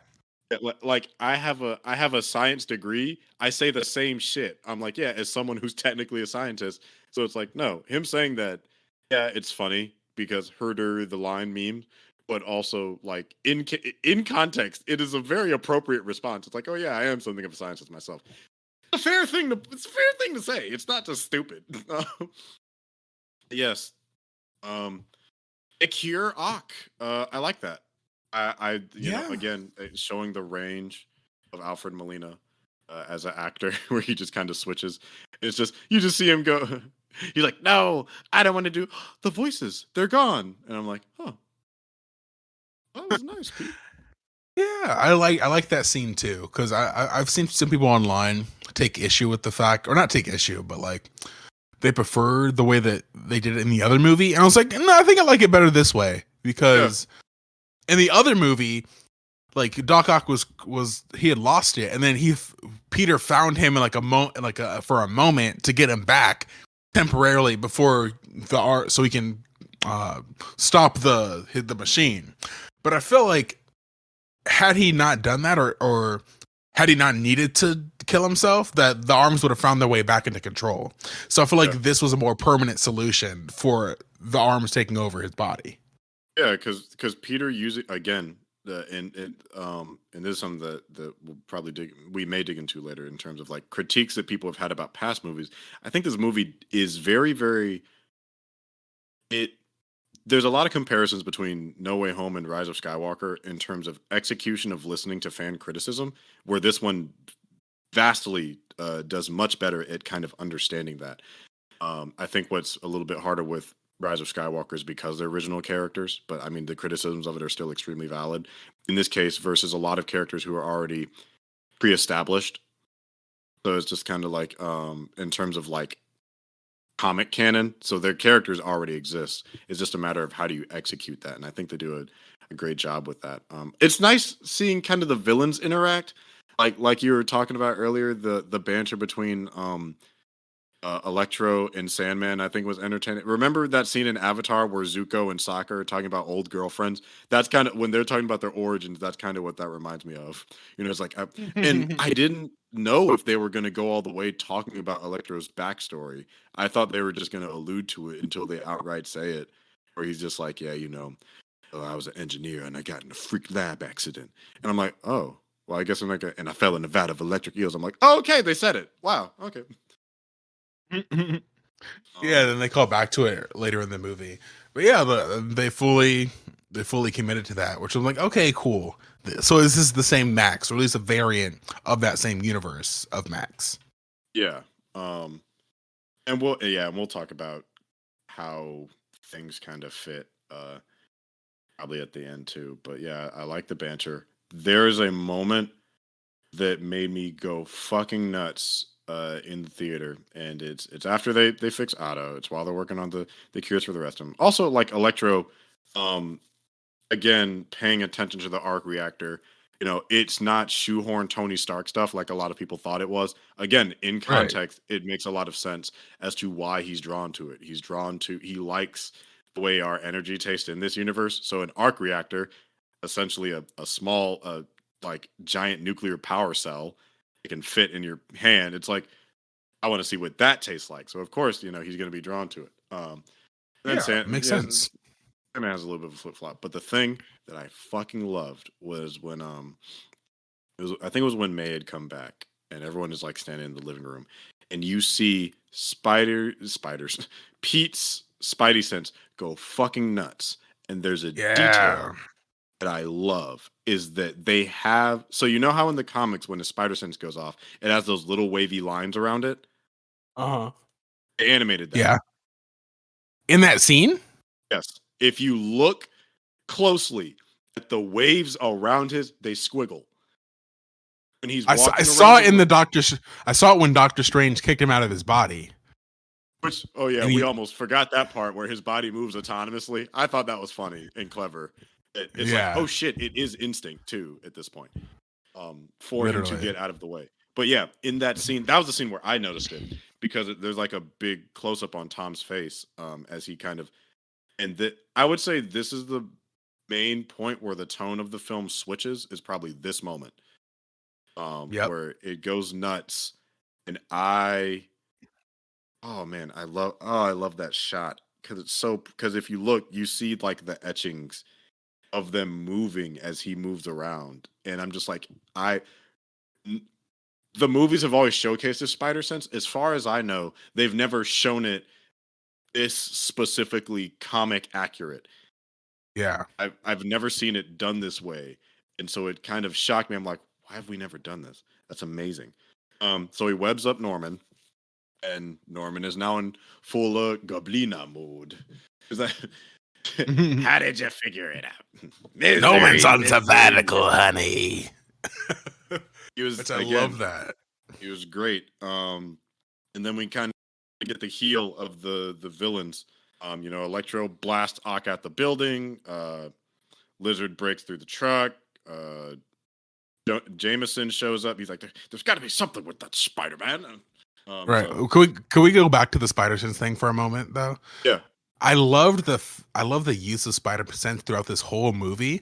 It's because the whole thing of the last movie with whether it being him not wanting to take on the responsibility, whether it be the glasses, and then finally how he beats back is by finally listening to his spider sense. It's finally him trusting himself, and I felt like this movie they fully took advantage of the arc that he had in the last movie while utilizing that spider sense and showing that Peter trusts himself now. And that was a criticism that was had about Homecoming, is that it was a wrong criticism, but it was a criticism. It's like, oh, we don't really see him use a spider sense, which we did see it explicitly a couple times in Civil War, and then he does showcase it in Homecoming as well as Far From Home. But like you said, yes, because he trusts himself now, it's a lot more prominent. And what's fun I think about is that it's not, outside of that one kind of scene that's played a little bit for comedy with Strange, it's not really focused on. I still hate No. they call it a Peter tingle. But other than that, it's just like it's not. Well, they didn't call it a Peter. They didn't call it a Peter tingle specifically in this movie. They called it a tingle. They just called it the tingle. Yeah, they called it the tingle thing. Which I'm like, but he does say my spider sense is tingling. So like that's what it felt like to me more so than the joke of the Peter tingle. Yeah, it was just like the notion of it tingling. Yeah. So we get that apartment fight. The villains break out. They make a run for it. Ock just basically fucks off for about 20 minutes. Deuces. So when his spidey sense goes off, the movie shifts, and we enter the latter half of the second act. There's a specific part where I think you can define as this is where the third act begins. So we're entering the apex of the second act, which is a big brawl through this apartment complex between Peter and Norman. And this is where more of those seeds of Peter's anger come out when he's fighting Norman. I love this fight. I love this fight too. It's so creative. And brutal. It's brutal because both actors wanted to do a lot of their own stunts. I'm not saying they didn't have doubles. They clearly did. But Tom does a lot of his own stunts. He doesn't really have, I think he has like maybe one stunt person, but he does a lot of. Yeah, he's a stunt double. But like most of the shit he does on by himself. Right. Spider-Man PS4 references were in this fight. Did they? But there's a really specific one. The one where he flips Norman, leaps off him, and uses his webs to like push him down into the ground. Yeah, you've never seen that in the movie before. That was dope. It's interesting interesting because I'd forgotten about that until I saw the comparison clips. So it's interesting seeing it in the game where it's a lot quicker, but here, because it's like wire work and stuff, it's a lot slower, but it's like heavier. Because like Yeah. imagine, if Tom is like 150 pounds, that's like a 150-pound sledgehammer slingshotting you in the chest. Mm. Um, That's so that's a good point. this fight was fantastic. Like the way it's shot, I mean, because it's night, yeah, it's darker, but it's like it's gritty, and like it's weighty. There's a lot of weight to the hits. That And like everything. watching, It's slower. Go ahead. yeah, now in watching this fight, it kind of made me realize this is the first time Tom Holland's like had to fight somebody. Like, granted, he played a part in fighting Thanos, but he was like way stronger than him. And obviously, you can't really punch the Vulture or punch Mysterio. But this is the like first time he can actually whoop somebody's ass who's like on par with him, Yeah, like this which is the was first great. time he's been like even if you look at Homecoming when he fought the bank robbers, it wasn't really a fight, or at least not a fair fight No, or a comparable fight. Like he's mostly dodging moves, he's using his webs creatively, which is cool. I like that. I like that but it's more like 90s Spider-Man. This is I'm a whoop your ass. And right. we get a lot of that, especially at the like end at the final fight. But this is a oh hell no, the gloves are starting to slide off a little bit. So the fight collapses down to the first floor, and you see the glider return. Um, so this is the part where shit starts to get real. I thought she was dead. Did you think the same thing the first time when she gets hit by that glider? I Because was I like, oh, thought she's done. it was gonna do a callback to Spider-Man 1, pop the blades out, and then it was gonna get her, and that's how she went. Yeah. But they played this really, I mean this as a compliment. They played this very dramatically. And what I mean by that is like this is where the fight is a massive tone shift, but so is this sequence of uh Goblin throwing the bomb at May. Um Peter misses it, but oh wait, no, he smacks it, doesn't he? Yeah, he smacks it. He He smacks it. manages to smack it and not blow himself to smithereens. Right. I don't Somehow. know. Some the fuck how, He clearly wasn't using the skeleton bombs that day. the bombs are different, which is interesting. Yeah, he wasn't using skeleton bomb. Which Also, in that he has explosive bombs because he used it in Spider-Man 1. So we know that. right. Also, in that whole fight, as they're going from floor to floor in this apartment complex, does anyone else live there? Does anyone else I live have in this to. building? Can you imagine living there and you're just like, man, what the oh my god. You just see Spider-Man I'm go like, through your floor, just boom, boom, boom, boom, boom, boom.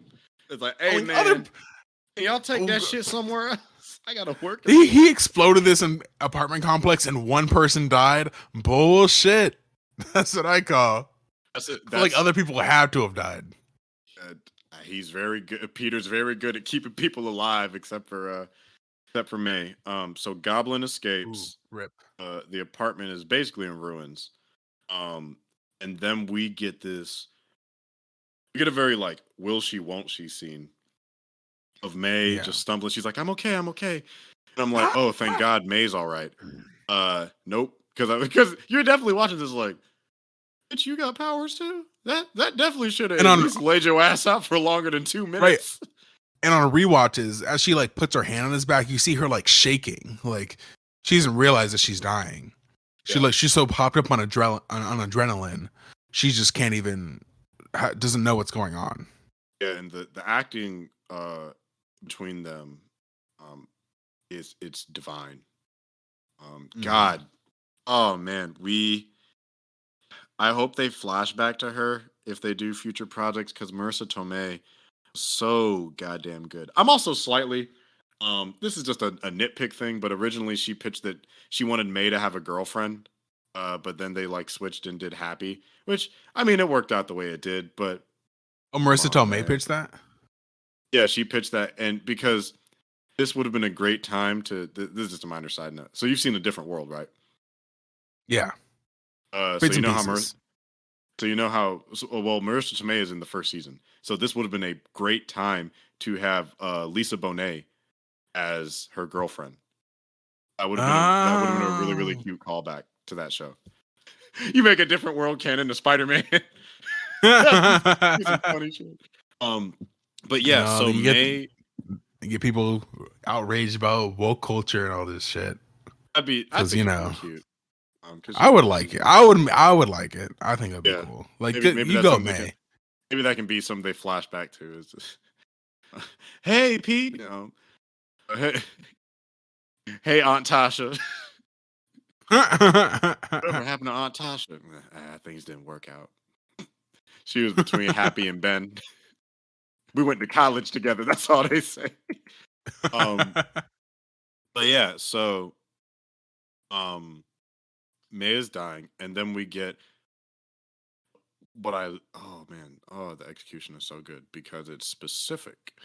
She says specifically, with great power, there must also come great responsibility, which is the verbatim line from the comics. Yeah. And that's how you do that shit. And I am okay. Like, one thing that I do like that more comics or more projects with Spider-Man are taking seriously is like not having May around. I think having her be an additional loss in this, I think it definitely contributes to Peter's mood, Peter's stakes. Having her be the one to deliver it, especially as we know her in the comics, because she's the one that always survives. Yeah, she's the one that somehow ends up picking some the fuck how. There's no like that's one of the reasons I don't like One More Day is that they didn't kill off Aunt May. Should have let her die. But PS4 had the balls to do it, and I am thoroughly impressed that this also was brave enough to do that. And also, I'm not saying Peter never heard the line. Damn. But to hear it said this specific way from this specific person means probably more to me as a fan than it does to Peter. I mean, I'm not saying it does. It means a lot to him as a character, but also as a fan, knowing that they picked that specific phrasing. It's like, yeah. I feel like this was. I will say, I feel like this is the most powerful rendition of it out of the 3 uses in each franchise, because she says it after she's been fucked over and they've been fucked over, but it's still his duty to do good. And I will say, I think this is his first time hearing it, because in the other movies, think about it. In Civil War, you hear him say, when you can do the things that I can and you don't, and then the bad things happen, they happen because of you. That is not with great power comes great responsibility. To me, that means if you can, then you should. Which is like a lesser version of with great power comes great responsibility. It's like, I can agree with that. Well, if you have the ability to, then you probably should do it. But with great power comes great responsibility. I think where you're missing is that great responsibility. No matter, above all else, even if somebody fucks you over, it's your duty. It was more of like, I think it's gone. It's before it was more of like what's the word? It was more of like, it wasn't an obligation before. Like, now it's his duty to do that. Before it was his choice. But now it's like, this is what I believe. It went from a belief to a conviction. And what I kind of want to add is, if you examine this compared to the other Spider-Man movies, the context of it, I think, actually is best here, because both of those Peters heard that after a fight with Uncle Ben. So there's a lot of guilt associated with those words. This is different because Peter does feel like a slight bit of guilt but at the end of the day, you have to acknowledge, like, May chose this. May was the one who introduced him to Norman, let them into like their home, pushed Peter to help him in the first place. A lot of this is brought on by May herself. So contextually, he wasn't mad at May. I think he's mad at the circumstances. So it's like the guilt is associated to how powerless he feels in that moment to be able to like really help her. And he was never mad at May. He did the right thing and it cost her her life. That is a very different contextual type of guilt than, I had a fight. These were some of his last words to me. Right.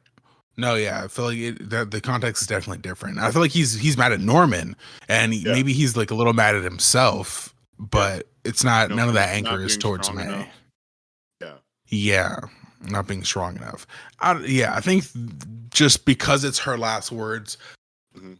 after the fact that she tried to help somebody makes it more powerful in my eyes. I agree.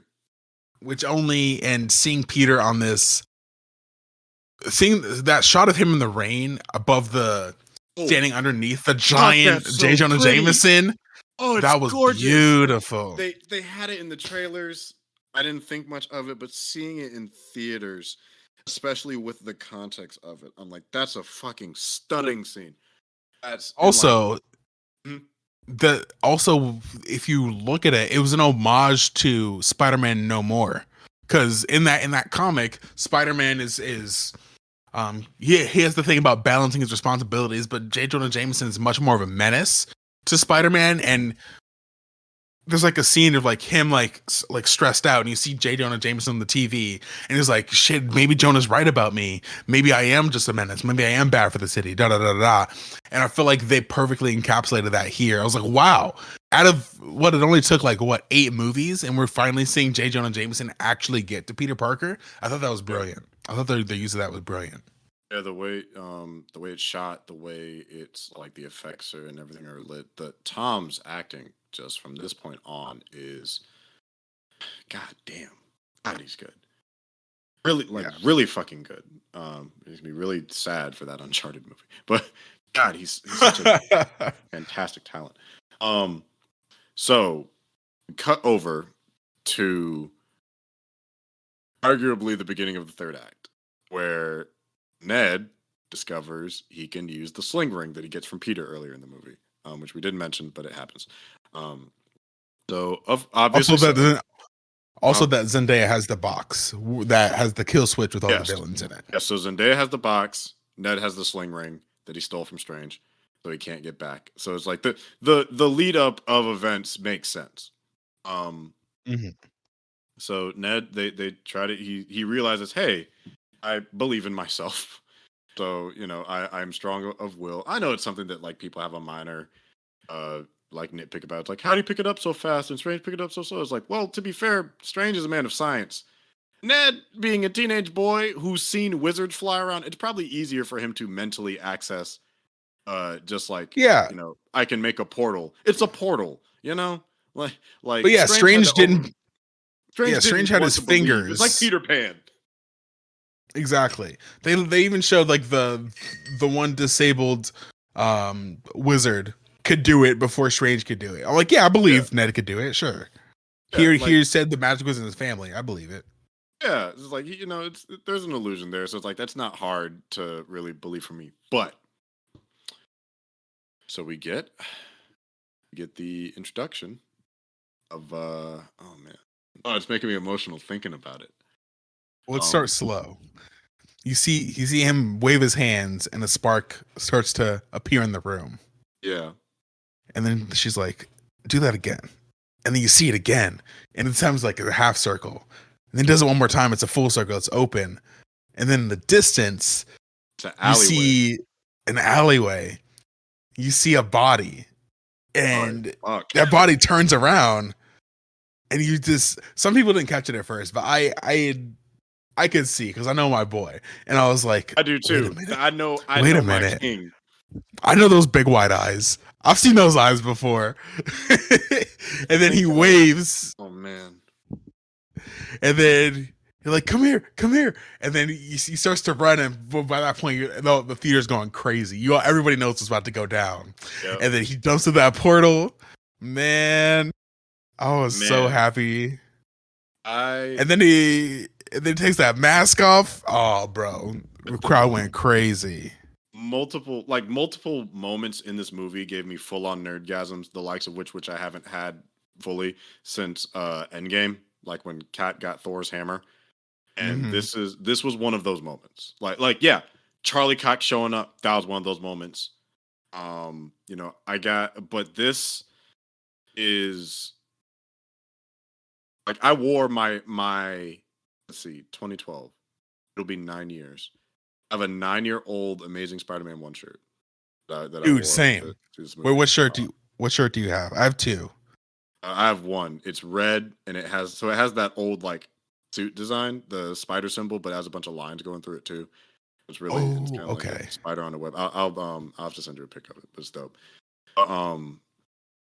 Just oh man, oh god, ah, it that movie means a lot to me.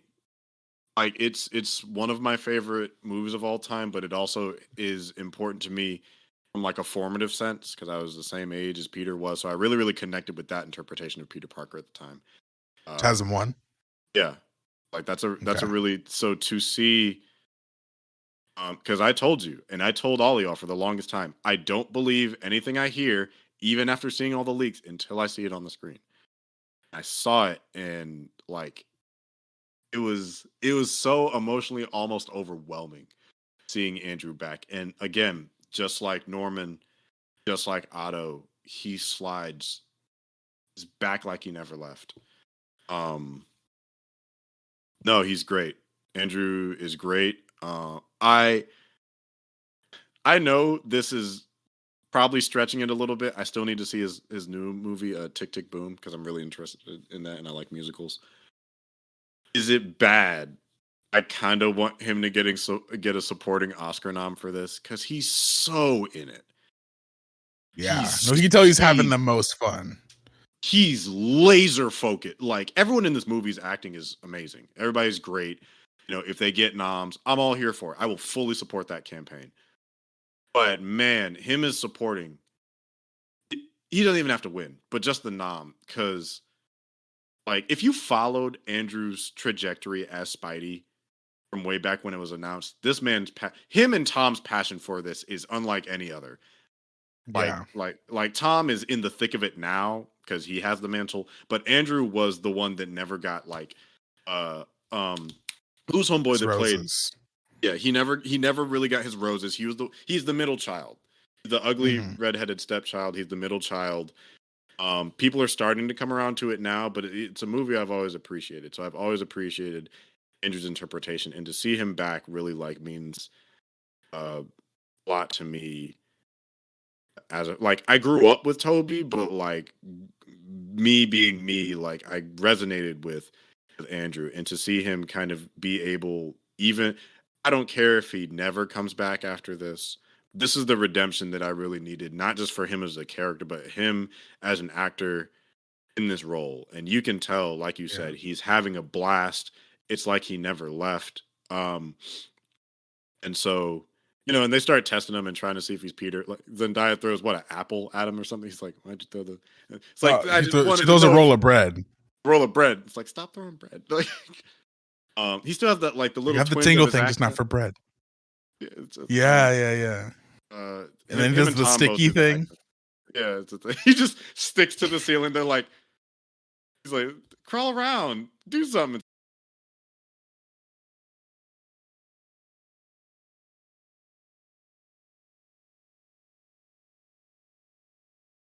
It's like what he was going to start speaking back. I'm like, for the language. Was at the corner. He's like, okay, and just climbs across, and I don't know. He's back, guys. He's back, boy. But that's not our Peter. It's Peter 3, as he's referred to later on. You want to introduce?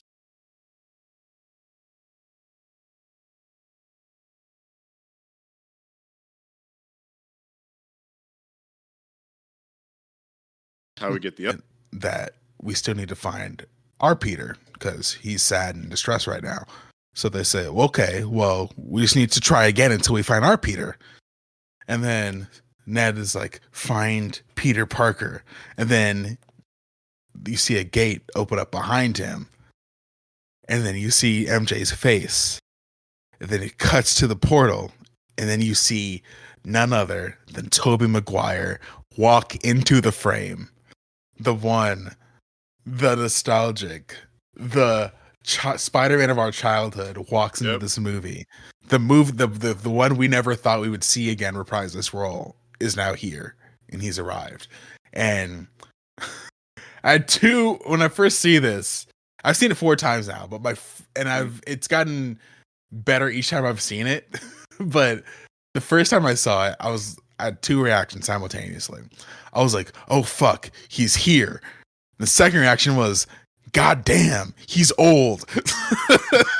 Yes, those are the 2 similar things. I'm just like, "Oh shit."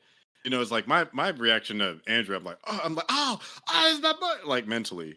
I definitely screamed, but then Toby, I'm like, "Oh shit," and this is the one that everybody else wanted. I'm like, "Yep," and he steps through, looking like what they call him, a church youth leader, a youth pastor. A cool youth pastor. Which I think there is that interesting parallel of Andrew's already in his suit, and then Peter is in people clothes.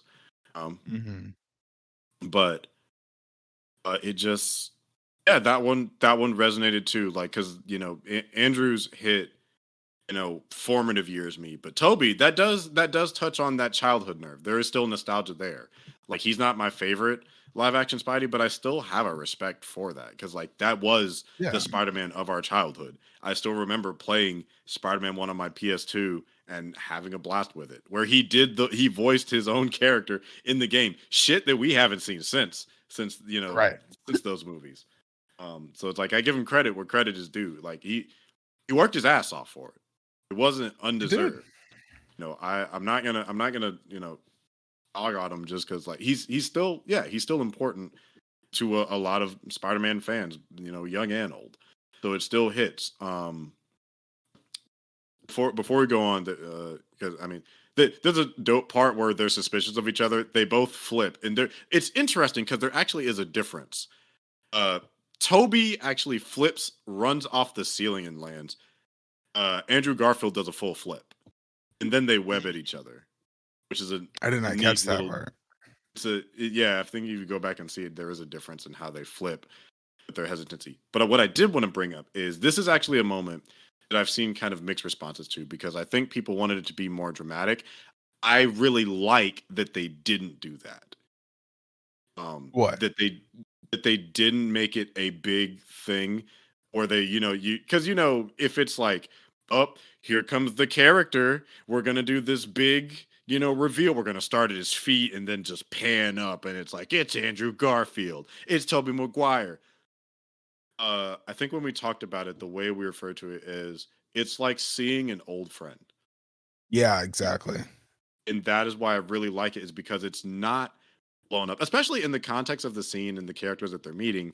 That wouldn't be anything meaningful to them. So to kind of make it a big thing doesn't, make sense. So I like that they subverted that and made it just they're looking for their friend. This is who they find on the way. I like that when he first came into the frame, that when he just kind of walked through like all unassuming, and then his response to the old lady or to Ned's grandma, he's just like, "Hi." It's just I don't know, it's just very like kind of like kind and like kind of timid, same energy as that Peter. And then I don't know, it's such a small line, but I like when he's like, wait a minute, he's not your friend. And then they look at each other. I don't know, just the way he said that, I just really liked it. It just made me think of, it just brought me back. And yeah, then they do like the whole he's the standoff. Suspicious. He weird. I don't like his energy. Weird, bro. I like that Toby did win the web off. I thought that was cool. Because I'm like, he is the oldest. He's the most experienced. I don't, and it's literally out of his body. So makes sense. To a kitchen island. No, he didn't glue him to the island. He glued where the web shooter was to prevent him from webbing. Yeah, right. You're right. He did. I thought his hand was stuck on something. Maybe I'm crossing mental streams, but yeah, I really like the execution of their entrances because it's not like it is something that is big to us with them showing up, but not to the characters. So, they would be like, who are you? It's like, oh, I'm Peter Parker. Who are you? I'm also Peter Parker. And that it feels like like if you've seen an old friend, you know, it's important and it's sentimental to you. You would see them in a pretty normal way, but it's that doesn't take away from what it means to you, and that's why I don't know. I really like the execution. So when people kind of say it's like, oh, why wasn't it bigger or more bombastic? I'm like, because also for people that didn't grow up with those Spider-Man, that doesn't mean anything to them.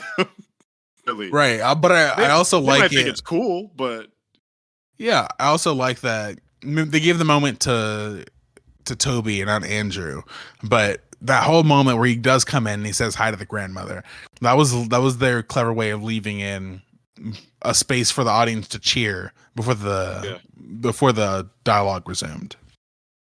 Yeah, and they did. I think they did it in their own way for Andrew when he took off the mask. That was the beat to allow everyone to kind of react.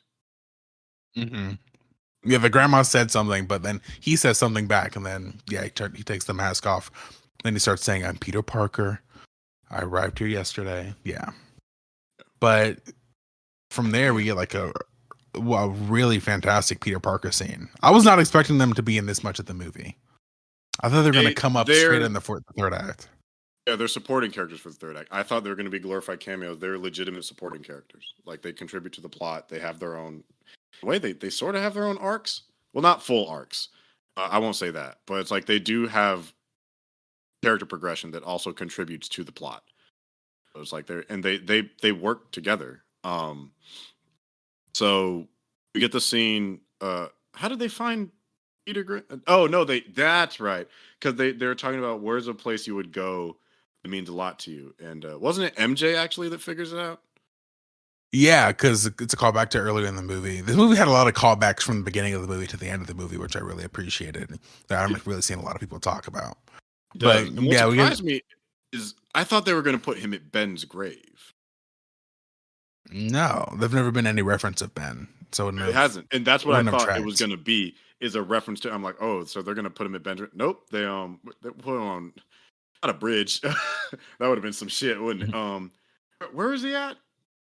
He was on top of the school. He wanted to be somewhere where he could escape. Yeah, And him being with that, and it was set up earlier in the movie, so it made sense for me. that But I does. like the scene, or prior to that, them going there, where he's like, where was somewhere that he would go?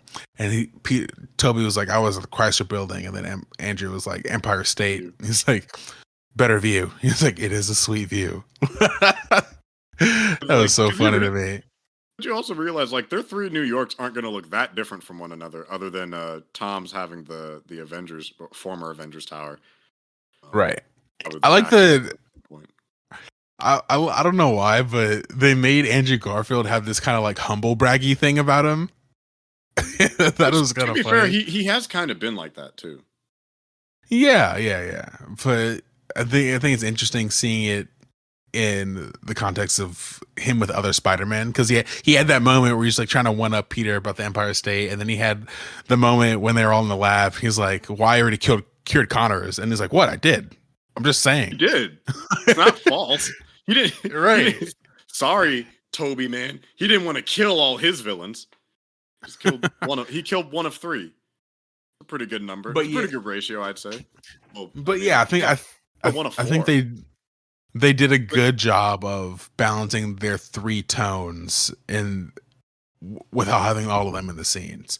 But going back to where we were with them on the rooftop, I love the part where he's sitting there and he's like sad, and then he doesn't start crying again until they hug him, and they're just holding on to their friend for dear life, and he's just like finally like letting down his walls again because he feels comforted by his friends.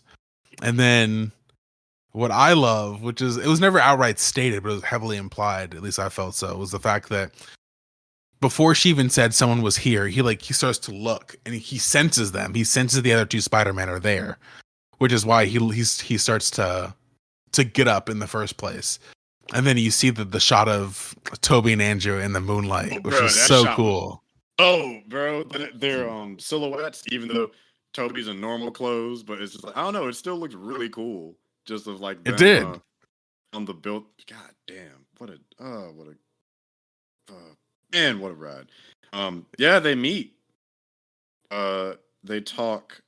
And then we want to go to the lab scene. Well, no, we can't rush over that scene. What? That scene is incredible. That's a beautiful scene. That's right, because they talk about Ben. They talk about Gwen. Yeah, they talk about Ben, talk about responsibility, and Angie makes that one fuckboy face that I think is hilarious that no one has commented on the internet. Did you watch that scene? That shit is hilarious. He's like, those are your guys. So I put it in the chat. But he's like, he's like, those guys are from your universes, right? And he does that look down. He's like, yeah. Then he like looks up, like this is like a little squinty thing. I was like, what the fuck is that face, Andrew? That shit is hilarious. He's a handsome dude. He's a handsome. They call him Mr. Bitches. Mr. Bitches as the streets call him. But yeah, man, I think that scene was so powerful. Tom's acting was on point in that scene. Yeah. Andrew fucking brought it because you could even tell that it was so hard for him to say that he lost Gwen. He's like, I lost Gwen. She was my MJ. And then you get that moment of him you get both perspectives of where Toby's coming from with having the false sense of closure with finding Ben's killer, or who he thought was Ben's killer. And then you get the antidote of Andrew talking about his rage that he got after Gwen died, which makes sense for this Peter Parker. Punches. He stopped pulling his punches. He got rageful. He got rageful. He got bitter. How many bodies have you taken? A lot. How many bitches you back? A lot. I was like, this motherfuckers out here killing TV thieves. Wait, how many niggas you punch? A lot. It's Spider-Man, and just get your jaw popped off. Right. You want some of me? Huh? You want some of this? It's but like, yeah. No, bro, relax. It's a Roku TV. I really like that, and I felt like I saw some people talking earlier about like some people obviously he didn't have a whole trilogy, so they felt like his character arc was incomplete. But I'm like, that's what makes him unique. The fact that he didn't catch Ben's killer, and that he was, because Peter's moment of clarity came from the fact that he realized that Ben's killer and the guy who shot his uncle, the guy who he let go, and Ben's killer were the same guy. So he felt that guilt, which is why he has the conviction, because of the guilt of Uncle Ben's words. Where Peter, he had Uncle Ben's words, but he never had that conviction of realizing that they was the same guy. They had like a quick shot of like he had a tattoo, but I feel like if you take that shot out, it can be implied that he didn't know that the guy who shot his uncle was the same guy that he let go. Yeah, because I don't know, to me that just felt more realistic. But I like the fact that he didn't catch him. Yeah, didn't he not? Did he catch him in the comics? I can't remember. I'm pretty sure he did. Yeah, I'm pretty sure he caught him in the comics. I don't think he died, but I'm pretty sure he caught him. No, he didn't die. I don't think he died. But I can't well, in different interpretations, because I don't think in the original one that he caught him. I'm talking about the one in the 60s. No, I don't think he caught him in the 60s. I don't think he caught him. Maybe since then. It's been a while. Yeah. Yeah, no, whole sequence is on point, especially with them meeting and just like as they grow and the three of them having a ball. They all have fantastic or if they hated each other, god damn it, I can't see it. That would really suck. The chemistry I see between them is amazing. And you get three very different versions of Pete, because you get a Pete in his late teens, you get a Pete that chronologically would be about 30, and a Pete who would chronologically be about 40. The only thing I will say is that we got a Tom Holland Tobey Maguire moment. I wish we would have gotten a Tom Holland Andrew moment with just the two of them, but it's okay. But yeah, I like that. Was there? I said maybe there was one that got cut. Okay. Well, yeah, before we go to the lab, I like the fact that he said that with great power, and then Toby completed the line. I thought that was cool. Yeah. And then he was like, "How did you know that?" Which is because Ben said it the day he died. It's funny too, because the version from Amazing is quite different. Yeah. But No, he's because like, he said it in so many words. yeah. Well, I'm not saying that I don't have an issue with it. I know people like make fun of it all the time. I actually don't mind it because it is a little bit more. It's more I wordy, like but it. it seems oddly more realistic than something so succinct. I think if you are like pissed off at somebody and you're trying to make a point, you might kind of over explain it slightly. Rather than saying it's like, hey son, always remember, this specific sentence has been passed down through our family. No, it's like, it's like if you come into possession of blah blah blah, you have a moral obligation to do that. I'm like, yeah, no, the phrasing of that makes a lot of sense. That's what's at stake here, not choice, responsibility. I was Ability. like, And I'm just like, yeah, I I'm like, like yeah, it. that's what a fucking adult would say to you if you're being a For a lecture would, punk because I ass. felt like they'd be coming from It's a different lecture. places. Because yeah, and Uncle Ben in Spider-Man 2 is coming from a place of like, I want you to be okay and just remember this, da da da da. But in the other one, he's pissed at him. He's like, you fucked up and you have an obligation to do these things. It's not choice, it's responsibility. So and then Peter he got like upset because he like mentioned his dad and like that's a sore spot for him. So then he left and like broke the door and whatnot. So I'm like, yeah, it's coming from a different place. Like, God, man, context is everything. Context is everything. Whole scene, good time. So, wait. They Now, they go to the lab. they go to the lab. We get a minor distinguishment because Andrew wears a coat, Tom's in his suit, and Toby just has his pastor clothes. Did you bring your uniform with you? And he's just like, oh yeah, that was something that happened earlier where he tugs it down. They're like, why aren't you? He's like, I don't go around announcing my secret identity. I'm like, I mean, it's a good point. He's not stupid. Right. And then Andrew's like, I just said that. And they have that whole moment. He's like, I literally just said that. Yeah, Yeah. they go down in the lab, start trying to come up with some, they start whipping it up in the kitchen. Whippity whip. Whippity whip.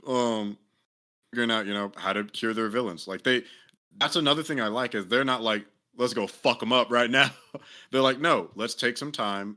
First of all, we get to see I know we saw Andrew show a lot of his smarts. We actually get to see Toby. Is this the first time we've really seen him do more with the science part of him? Well, yeah, because we've seen him conversationally do science stuff. We've never seen him in practice do science stuff. Because he like has a conversation with Doc Ock in Spider-Man 2, and then he's trying to explain something about physics to MJ in Spider-Man 3, but we don't see him actually like get down and dirty with the science. And what I think is interesting is I'm trying to remember who is who, but they're different types of scientists, kind of. There's definitely a lot of overlap wherein like Andrew and Tom both know engineering. Because it's like making web shooters and shit, you have to know that, but also like knowing a little bit of chemistry. Tom is interesting because he's like kind of a jack of all trades with it. I think Andrew is a little bit more chemical. I think that's something that him and Gwen were kind of into, and I think Toby, I would imagine is probably a little bit more like biology and physics. Yeah, in terms of his intellect, because he bonded over like theoretical physics and whatnot with Otto, and then I think he knew biology and anatomy with the whole like spider incident. So it's so yeah, they have like different skill sets. I think that they contribute that work really well with one another. Try studying STEM, kids. It's not as fun as it looks in the movie. Fuck. That white coat is not at all it's cracked up to be when it's like midnight. But yeah, they work together. There's a brief allusion to the meme. There's two. They do it twice in this movie. I didn't catch them. This is the first one. It's like, Peter. They all like me, him, which I'm like, yeah, no, that's the appropriate response. Who the fuck are you talking to? They're whipping it in the kitchen, in the laboratory. I went with cures. I like that they work together and kind of work to redeem and save the villains that they did, because I feel like what it gives in the subtext is that Toby and Andrew aren't ecstatic that they kind of killed their villains, be it circumstantial or not. It's not something that they're particularly happy with. Right. Well, and yeah, Andrew didn't kill the lizard. He cured him, and then he kind of killed Max. He didn't kill. He didn't. Toby really is the murderer here. He's the main. He's the biggest murderer. Toby's a serial killer. to be fair, Goblin killed himself. Actually, no. Goblin killed himself. He's not really a murderer. He's okay. He definitely killed. No. Everyone that died. He definitely killed Venom. No, because he jumped in after the bomb. He didn't have to do that. No, he killed Venom. He accidentally. Yes. He killed Venom. He killed Venom. Eddie Brock was manslaughter. Damage. Yeah, Eddie Brock was collateral damage. Yeah. Toby is like, no one told his son again. Yeah, the only what he is. And Andrew's the only one's a straight up murderer because he killed Max. Yeah, he did. Tom hasn't killed his villains though. He just put them in the big prison or part of the system now. He put what's his name in jail. He put Adrian Toomes in jail, and then Beck killed himself. Apparently he actually did. Shocker's. Well, actually, we don't know. We don't know. Last time we saw he was webbed up. I don't know where he is. Maybe he's on an island in Barbados. Okay. I just rewatched Far From Home, and there's a shot. Remember the guy who was in Iron Man 1, like the box of scraps guy? Yeah, I remember. So I remember he takes the hard drive and is like download completed, and they never do anything. Yeah, I remember that.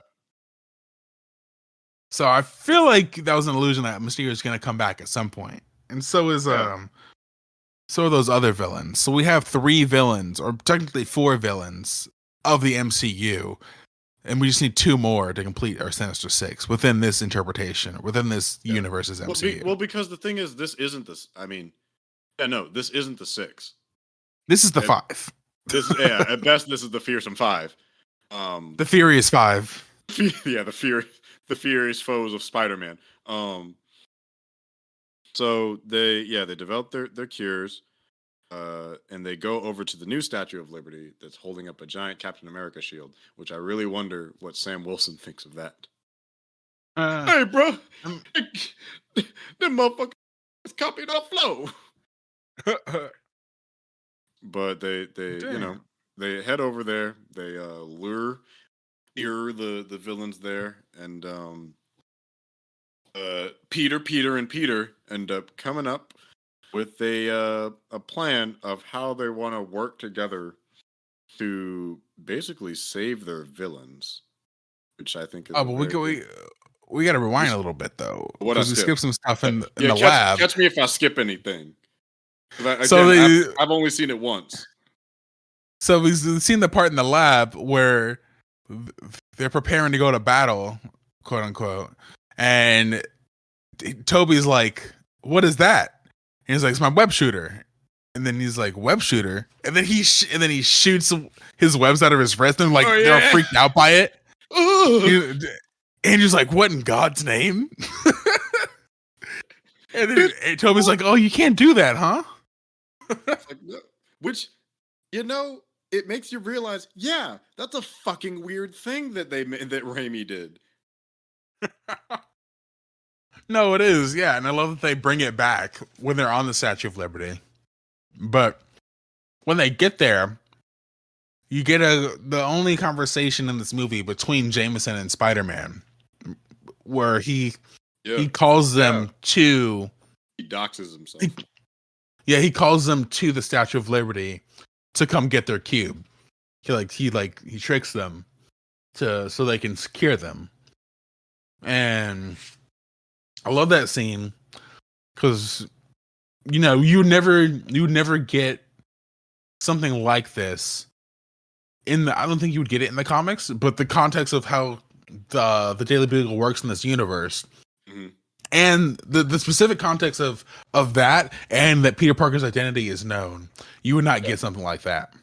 Right. So I liked it in the context of this movie, and yeah, from there we just get shenanigans of the three of them talking, waiting for the villains to show up, and it's one of the best parts of the movie.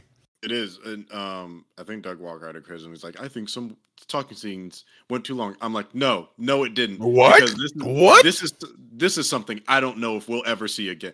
They don't know if we'll ever get to see this again. They had to see. It's like, will this shit work?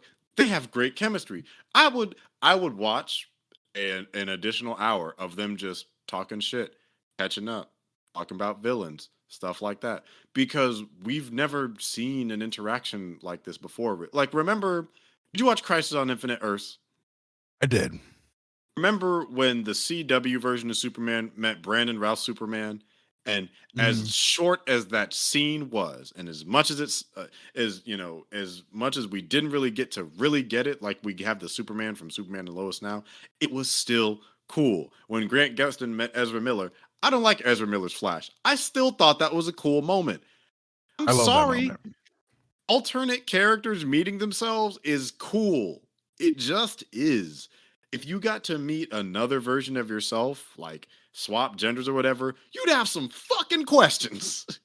And bro, I think that's I will forever live for the moment where I got to see Andrew Garfield crack Tobey Maguire's back on camera. That was so good. That's a nice illusion too, because we all know what that's from, because Tobey hurt his back. And then the my back scene from Spider-Man 2. But yeah, before that point even happens, Andrew, they're just having a conversation. Andrew was like, Max was such a nice guy before he fell into a vat of ills. And then Toby has his line. He's like, yep, that'll do it. I'm like, that shit should not have been funny as it was. Because that's definitely the response, like, yeah, that'll do. Which is like, it's the same type of banter that the villains had earlier. It's just like, it's like I fell into a vat of eels. It's like, yeah, I fell into a super collider. It's like, yeah. It's the same tone. It's like, yeah, that shit. Yeah. That'll really fuck you up, huh? That'll do it, huh? And then something fucks me up every time I watch it, because I've watched clips on YouTube since because I haven't had the opportunity. I'm stuck inside, so I can't go back out. So when he starts complaining, he starts telling him about his back, and then just Toby's acting in this scene. He's like, "You want me to crack it for you?" And he just kind of like stands there for a second. He's like, "Yeah, can you?" It was so funny. That looks like a valid concern. It's like, really?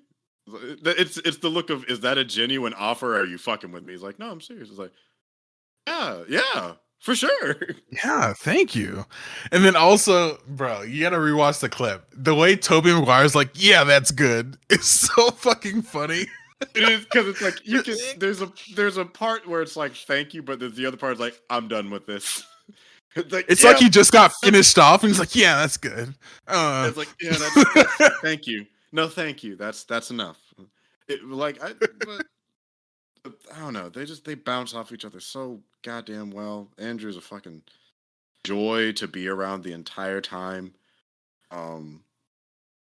He's happy to be there. He's the most happy to be there out of the three. He's more happy than Tom to be there. That he gets to put that suit back on. Exactly. Like Tom's like, oh man, I love this. I'm living the dream. Andrew's like, you're living the dream. They kicked me out because I missed the meeting. Right. Like, you're living the dream.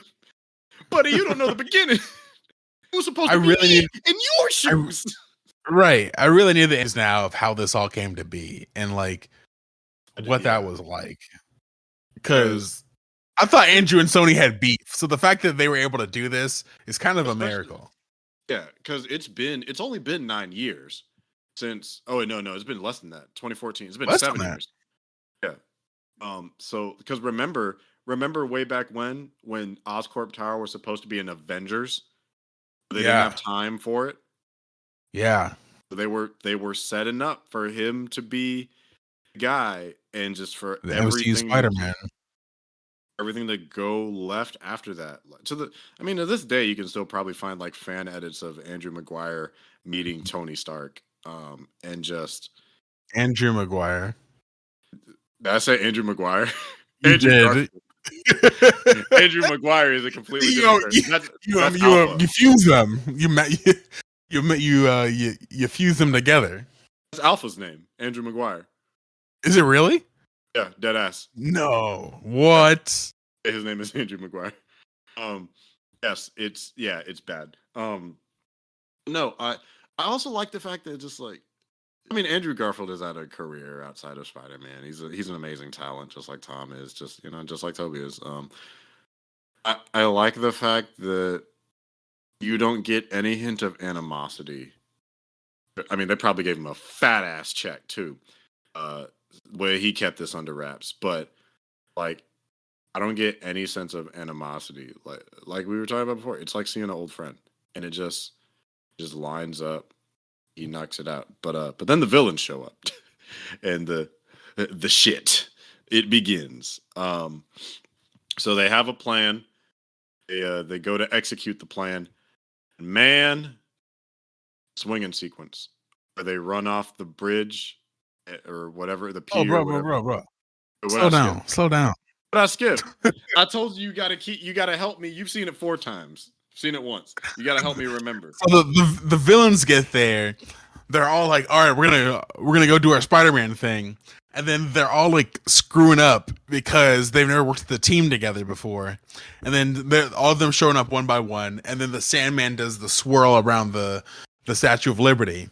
So then they all meet inside and they're like, what the hell's happening out there? And they're like, we've never worked with this again. Like, I've never worked with anybody before. And then it's like, neither have I. And he's like, I don't want to brag, but I will. I've worked with the Avengers. And then Tobey Maguire is like, what is that? That's great. What is that? Is that a band? Are you in a band? Is it a band? Right. So that scene was fucking great. And then after that, they figure out how to work together. And he's like, all right, you're Peter 1. I mean, I'm Peter 1. You're Peter 2. Peter 3. And then Andrew Garfield, in the best moment of improv, is like, Peter 3, like begrudgingly puts his hands in the air and accepts that he's Peter 3, which is funny. Thought that was like a dig at how, because he never got a third movie. Oh damn, I didn't think about that. I thought it was a dig at how people rank the Spider-Man from best to worst. I can see that. It's like, that's how I took it. I'm like, he could have been Peter 2, you raggedy bitches. He could have been Peter 1, damn it. Could have been Peter 1. Fuck you. So when I heard that, I was like, you ain't slick. You ain't slick, Sony, Marvel, favoritism, but fine. He's still my Peter. I love Tom. Right. Tom is also my Peter. Toby, he's my Peter too, I guess. He's my Peter father. My Peter daddy. I wasn't gonna say all that. I'm talking about a daddy, man. Andrew Garfield. That's some strong bisexual energy. Oh yeah, I've seen the clips. Did you know that him and Stephen Colbert kissed? Like, they kissed and they kissed again. Did you see that? That's cute. Remember back when there were rumors going around that his Spider-Man was gonna be bi and have a boyfriend, and just nerds went crazy?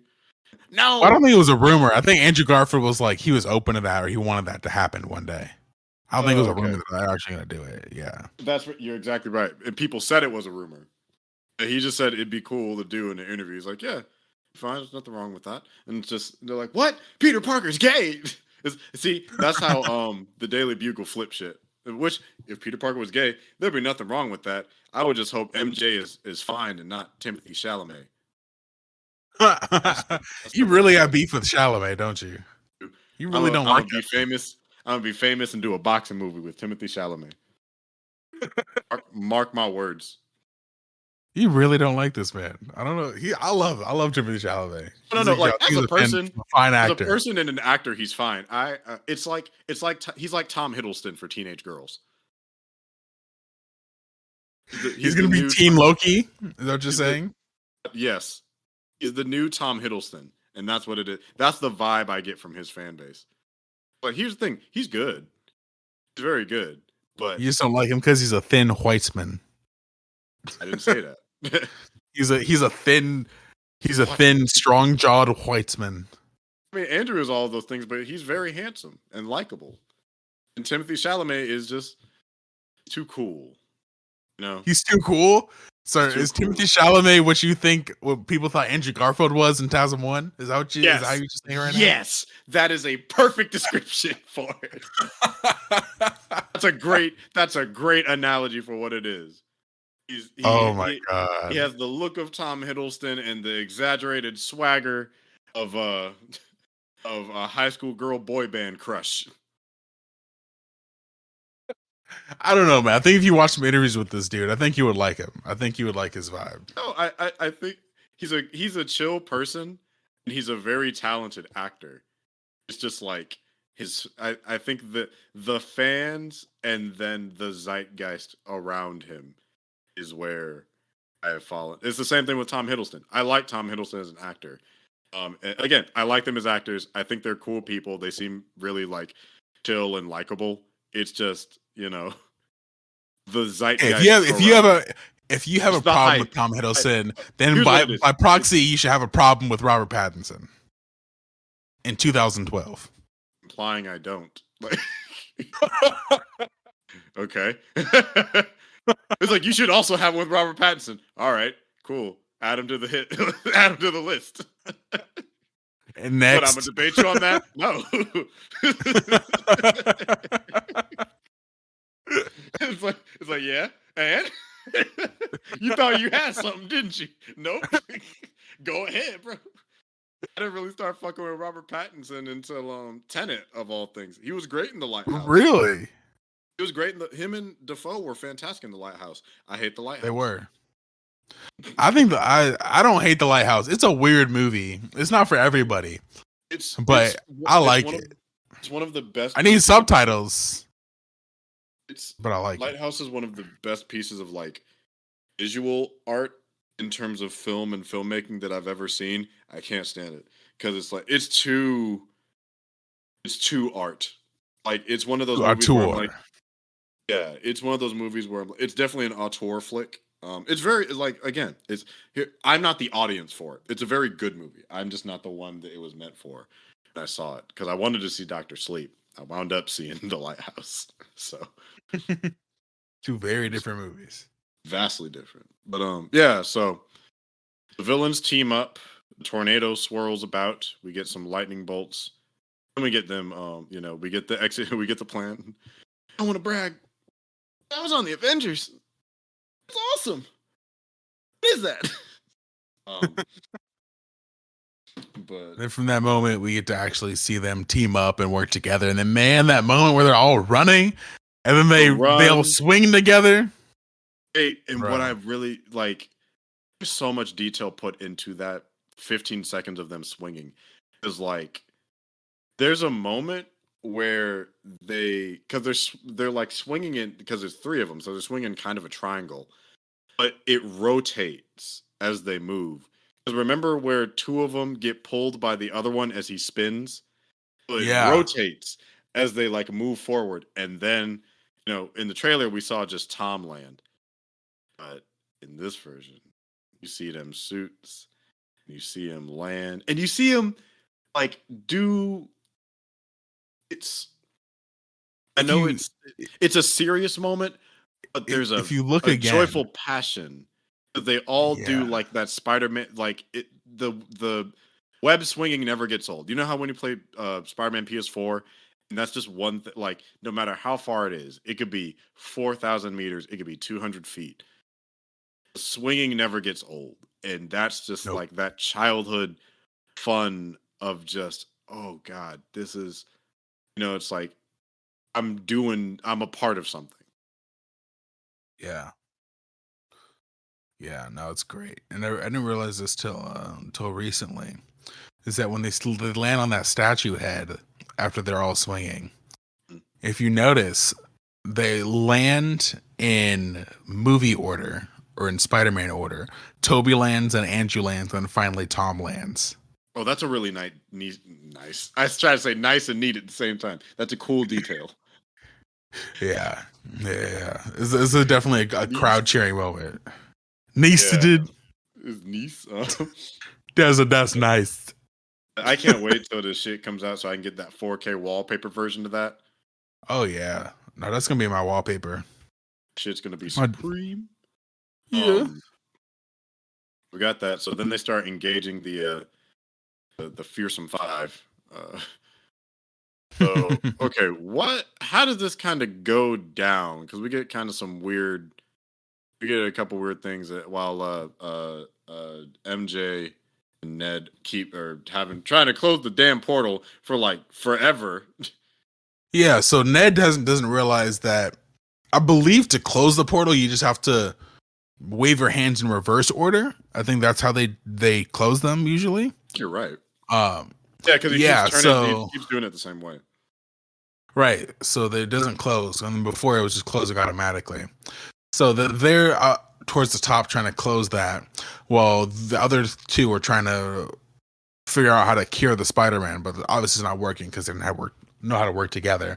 But then they figure out how to cure Sandman, I believe, which happens first, and then Andrew webs up the Lizard while they try to go for Electro, and then they both get electrocuted.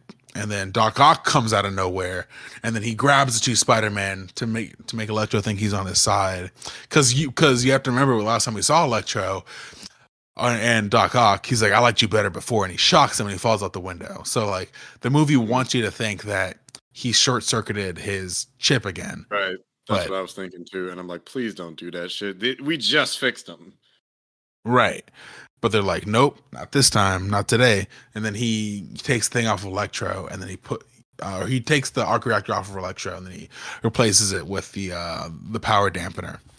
Yeah. And then from there, I believe is when the Lizard breaks free, and then he starts chasing. Is that when he's chasing Ned and MJ? Yeah, he's chasing Ned and MJ, and then chasing Ned and MJ. So Peter goes inside the portal, gets them, and then Peter cures the Lizard from there. And then that's when Ned tries to open up another portal so they can get out of there, and Doctor Strange comes into the picture.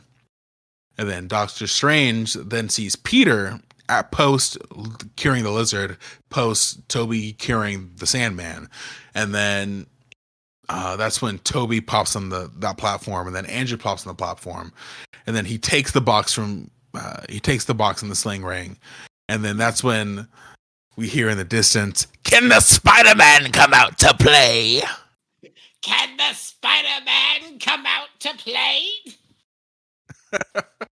So the Goblin comes back, all decked out in his new outfit. He got some goggles now. Tattered hoodie on the old outfit, but it's fire, bro. I really right. He got some welding goggles in a bag. He's like, he got a welding goggles. You up, Spider-Man? He got a pouch now. He had a little battle damage on his suit. He's looking great. Yeah. He's looking fantastic. But then, so he takes the box, and then Peter manages to wrestle it back and give it to Doctor Strange. But then when you look down, you see a goblin bomb is now inside the box, and then it cuts to Toby's face, cuts to Andrew's face, and finally Tom's face, and then it explodes. And that's when the cracks in the sky start, and the scaffolding starts to break. And then from there, MJ falls, and then Tom tries to go catch her. And man, when that happened, you already knew. We all knew what was about to go down at that point. And then Tom. Oh, bro. I was like, and I'm surprised that part is sort of consistent with the trailer. There's, of course, a difference. When he's going down, and then you see the glider hit him. I'm like, oh, bitch, twice? I'm like, yo, wait a minute. And then Andrew, patron saint that he is, redeems the death of Gwen Stacy, and just with the quickness too. He said, "Fuck no, not 2 times." Leaps off, catches her, both arms, and just lands on the ground. And again, feet planted, feet firmly planted, like no a ifs, tree. ands, or buts, no questions, no web hands, human hands. Holding Zendaya. Spider-Man hands. Grown Spider-Man hands. And he's just looking at her, and you just see the happiness that he did it, but the pain of the past. And that was a part that definitely hit me, because like, I don't care what anyone says. I don't care if you context regardless. The execution of the death of Gwen Stacy, I think, is really good. Brilliant. Like it is really tense. Like I know people rag on, it's like, oh yeah, the Spider-Man hand. I'm like, I mean, it fits. Like that's how the web comes out. I kind of like. I don't mind that it kind of uncurls, kind of like a hand, because that's what he's trying to do. He's trying to save her. So that means, like, yeah, contextually, I think it's one of the stronger parts of that movie, and to have him redeem that and just the look in his face, because you can see it in his eyes. It just comes back to him. He's just holding there, like, you okay? She's like, yeah, you okay? It's like, yeah. Oh no, that was a moment where I'm just got like, me. yeah, there's a lot of subtlety to it and great acting. Like again, I'm just like, bro, support nomination. It's good. Like his acting there is really fucking good. For like 2 lines, he just says you're okay, but you feel the weight of like a planet on his shoulders, like guilt, And regret, you don't. pain. And it's not necessary. I would say this movie does a good job of catching you up to speed, and it's not 100% necessary because there's no unfinished story threads brought over to this movie for you'd have to see those movies to understand this movie, but it sure as hell helps for the context and for you to feel the weight of the things that happen. Have you seen the other movies? Because if you did not watch the death of Gwen Stacy or not seen Amazing Spider-Man 2, that scene does not hit the same where he catches her. Like you can be like, oh yeah, Spider-Man catches Gwen. I mean, Spider-Man catches MJ, but unless you saw that movie and the relationship of Gwen and Peter and how devastating it is when he loses her after them deciding to go to England and then him finally getting redeem himself, man, that scene has a whole new weight to it. Watching it in the theater, it's a lot heavier with you, like when you have the context, so you know how much that means to that rendition of the character. Exactly. Yeah, so that whole moment is just like great. And Andrew, oh great. But I do like Double Toast's joke about where he goes into Kissing Day. I'm like, no, that's not right. Wrong one. That's cheating, technically, kind of. Is it cheating if it's you from another dimension? Yes, it is. It's still cheating because it's not the same person who you've shared experiences with. This nigga literally has a whole different face. It is cheating.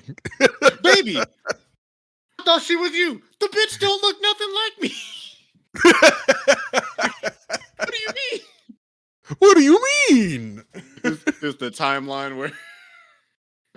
where Beyonce looks like Michelle Obama. Oh my God, baby. She said she was you from another dimension.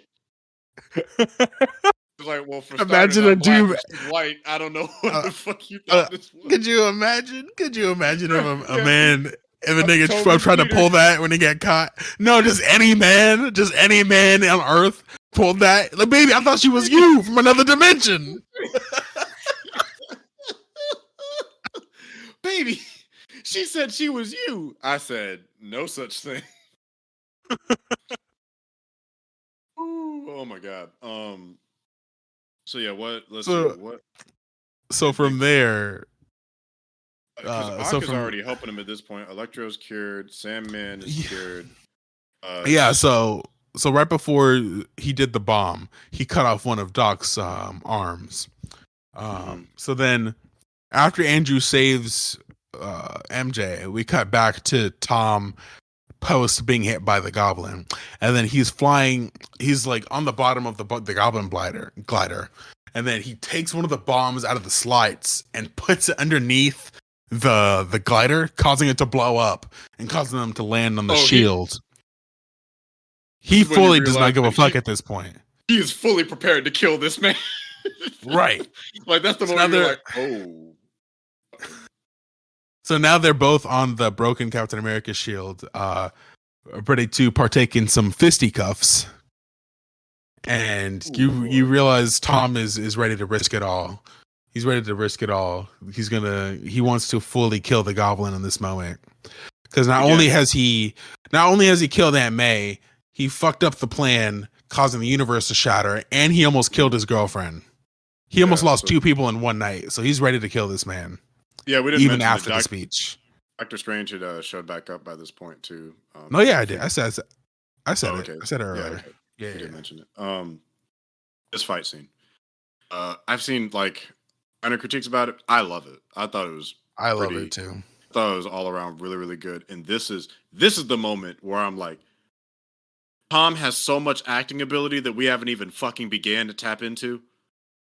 Mm-hmm. Like we see sprinkles of it when like throughout the movie. I think this is the apex given the context of everything. Like we saw it in the fight with Ock when he unknowingly threatened MJ. You see it especially in the fight with Norman, but this second fight with Norman, given everything that's happened to him up to this point. Yeah. He is fully prepared to kill this man. At several points too, it's like keenly aware because it's just a one-on-one brawl. It's just like, other people, like everyone else is fixed. It's just Tom Peter, and Norman, just only hands. Get your subscription, not free 99, only hands on sale. Like they start going at, and that's what I like is that. Yeah, I do think fight wise it's creative, it's interesting. But this gets in touch. This and the other fight get in touch with that Raimi thing that other people were complaining about of him not getting down and dirty with the shits. Like if he took his gloves off and rolled his sleeves up, I wouldn't put it past me. Like I'm about to whoop this nigga's ass with every fiber in my fists. I'm about to break this bitch. I'm about to whoop this nigga's ass into a new universe called hell. Yeah, I'm about to beat him. And I think one of the most prominent things is, doesn't he punch through the shield? At one, like he didn't punch through the shield, but he definitely puts a major dent in it. I'm about to whoop this nigga's ass to heaven. Because here's the thing, like, and we saw this briefly in Far From Home, where he went to punch Mysterio's fishbowl and he dented the concrete, which is like, oh, had that connected, Mysterio would actually be dead. This is another one of those instances where it's like blink and you miss it because you just see that flink, and it's like, this is a Captain America shield made for the Statue of Liberty, and for him to dent it that deep, had that punch connected, Jesus Christ! Right. Nah, he'd be finished. I need to send you this TikTok that somebody did about the two Peters just kind of watching him have this beef with Norman because you just hear boom, boom, boom, boom. I'm like, yeah, no, he was fully prepared to kill this man, but what I do think is interesting when Norman is on his knees and he's just swinging for dear life. That is the moment where he's pulling his punches because you notice that he wants to savor this. He's like, oh no, I can't just kill you in one punch. That's too easy. That's letting you off too easy, sir. I'm not giving you the grace of death. You're about to feel every inch of this ass whooping. It's like, you took my aunt. You tried to take my girl. I trusted you to help me fix everybody, and you only made it significantly worse, have caused exuberant collateral damage to the place where I believe to live. You have royally fucked up my life in like 2 days, worse than it already was. And I was already one of the most hated people in America. It's like, yeah, no, you're about to, it's like, I'm gonna pull my punches, not because it's the right thing to do, but because I want you to feel every piece of like anger, rage, sorrow that I can muster. And like You're gonna taste it. Tom's acting here, no words, all facial expressions. Like, yeah, and just Norman laughing through the shit. Like, this is amazing. And like the sunrise coming, the way that's happening too. Which, like, you think about the context, like, damn, they were fighting for a long time, weren't they?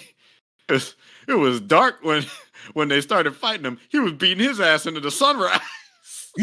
He beat his ass to light. You ever beat someone's ass into the next day? It's like, God damn, nigga, it's Tuesday. Shit. The thing I got work. Because Andrew and Toby are standing off to the side. he's like, should we go down? You know, they're talking probably like, hey, should we go down there and do something? And Toby's like, wait. Wait,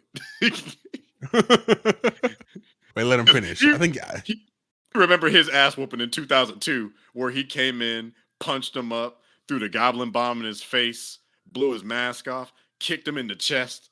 Um, he remembered. I think he still held on to that beating a little bit. It's just kind of like, wait, let's see what he does. I want to see how many punches he gets on him.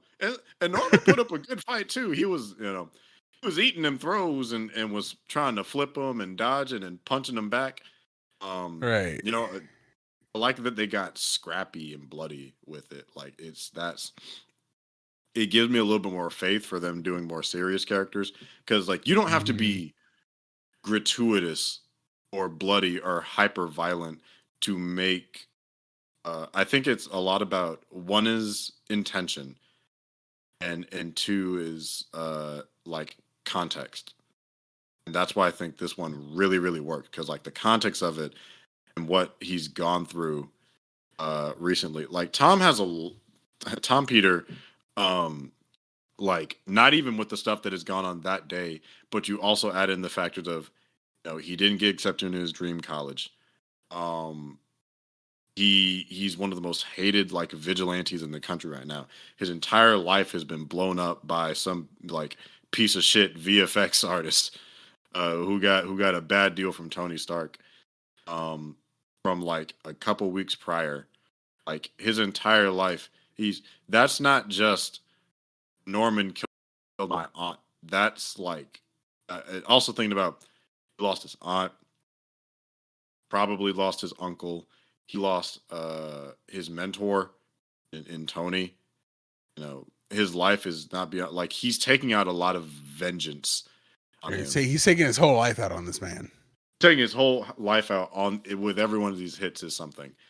But that wouldn't that have been a really interesting editing choice if with every punch you got a flash into somebody, something that happened? That would have been good. I'd have liked that a lot. It's like boom. Maybe someone can edit that. Maybe one of us can edit it. It's like boom, death of Aunt May. Boom, death of Tony Stark. Shit. Boom, the time he died. Like he died. Right. I'm mad at you for dying. I wasn't even there for that. And it's like boom, Mysterio. Boom, the Vulture. Boom, Shock. All these things that have happened since he put on this mask of Spider-Man, he's taken out on this one guy. It was just like it was the straw that broke the camel's back. So he was about to eat them hits. I just can't go. Tom was fully prepared to kill him. And that's what I think is really and I guess we should go into what happens next. He hoists up that glider. Oh yeah, fully. Because if you see in one shot, the glider is like not near them, so it's like kind of like across the way. So he fully walks to the other side of the shield, picks up that glider to fully impale this man. Yeah, and then you get the moment that, which at first I didn't realize was something of a redemptive thing, but then after other pointed out, I'm like, oh, I definitely see it now. As he's about to go kill, I thought it was a callback, but maybe it was also his guilt for letting Norman kill himself because of all the damage it did to Harry. I think it serves three purposes. I think it's both of what we said. I think it is a callback, because doesn't he do something like that? I think in Spider-Man 2, yeah, when he goes up, he does the same motion to hold up the wall, doesn't he? Oh yeah, I mean, he kind of, yeah, a similar one. Like it's a callback. It's guilt, and then additionally, it's morality. And I like the fact that there's no dialogue there. You see, which again, all right, I'm gonna say something controversial. This movie has Toby's best acting as Peter, I would say. I agree. It's a spicy take, but I'm gonna stick beside it. But I like the fact that moment is silent, because it's that aspect of morality where it's like, if you do this, you don't come back. Yeah, you don't get to don't be the like we figured out. Toby's deaths were predominantly accidents, for the most part. Andrew unintentionally probably killed somebody too. If you deliberately choose, murder, how much better does that make you than the people that you try to protect? Like it will make you feel as if everything you did was in vain, even though, even if you feel like it's deserved, that's not what we're gonna do. And so Tom Right. kind of comes to his senses, and they go the other way. So Yeah, I really like that moment. no, it is a fantastic moment, and I like that he chooses to help him, and then while they're in that moment with one another, and then Goblin stabs him. Which at first you can be like, shouldn't he have spider sense? But then you could also be like, he could have felt his spider sense go off, but he just let it happen. He just let it happen because Tom needed him in that moment. Yeah. It's like that. That's the thing that I sometimes, and I got worried for a second. I'm like, oh shit, they're gonna kill Toby. I'm like, wait a goddamn minute, they have healing factors. Right. What am I worried about? But yeah, when he pointed out, I was like, I've been stabbed before. I'm like, yeah, he's probably had worse. I think he got stabbed in Spider-Man 3. I think Harry stabbed him. Pretty sure he did. He was about to, at least. But I mean, he's been Spider-Man for like upwards of 20 years. I'm sure that a stabbing has definitely happened. Right. So yeah, after he does that, Goblin fucking taunts him more and says that Aunt May's death was his fault. Then Andrew comes in with some support. He did something useful since saving Gwen, and he throws Peter the Goblin serum. And it is there that Norman has returned. Yep. Like, Peter, what did I do? What did I do, dear boy? What did I do? Fucked up, Peter. So now that they've... Yeah, my bad. Oopsie. Oopsie doodle. Poopsie. Oopsie doodle do. You did not. Damn, that's some tough shit, Peter. I'm sorry I did that to you. I didn't mean to do you like that. But you know. I didn't mean to do you this way. I didn't mean to kill your fucking aunt. So yeah. I didn't mean to kill Aunt May. It rhymes. No, I'm mad that it rhymes. Yeah, so Norman comes back. I didn't mean to kill your Mary Jane. Okay, I'm done. Tom Peter goes up to the wizard and says, I take it all back. Yep. Everybody forgets me. He's like, I wanna cast the first spell. And then what I think is a pretty good scene between Tom and Benedict, you kind of get that goodbye moment of him realizing, like, you realize this is gonna make everyone forget, including me. He's like, yep.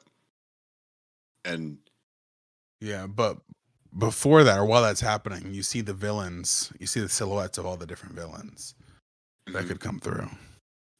Okay, who did you see? I only saw Craven. I only saw Craven, and who was the host that I see? I saw Craven and I saw Rhino. I think those are the only ones I personally saw. But I know other people saw Scorpion. I think people said Scorpion. I think those are the ones that people said. I thought I didn't get a good look. I thought I saw female Doc Ock. Oh, really? I thought I'm probably. You thought you saw Liv? I thought I saw I saw Liv.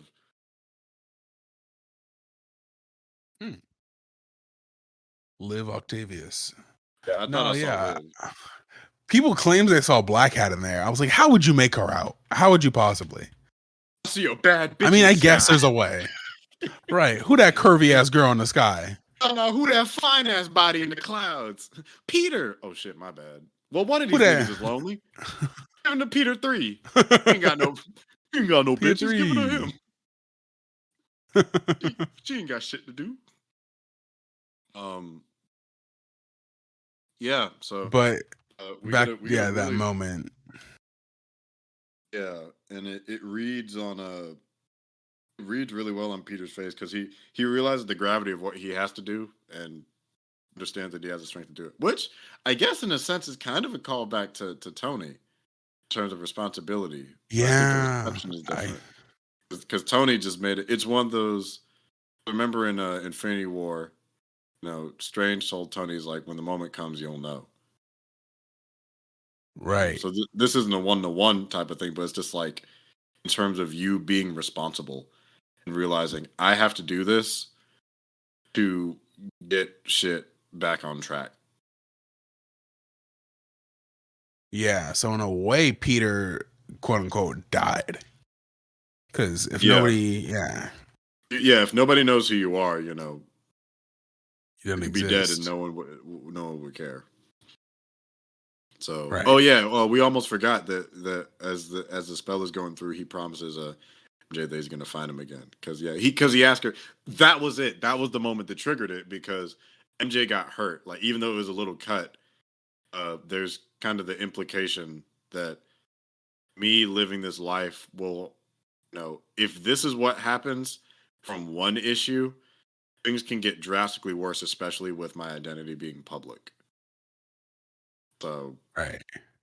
I have to make a choice to protect my loved ones. Like I already lost my aunt. I don't want to lose anybody else. It contextually pushes him to a very mature point, which I really, really, really like. No, yeah, I thought it was a great moment.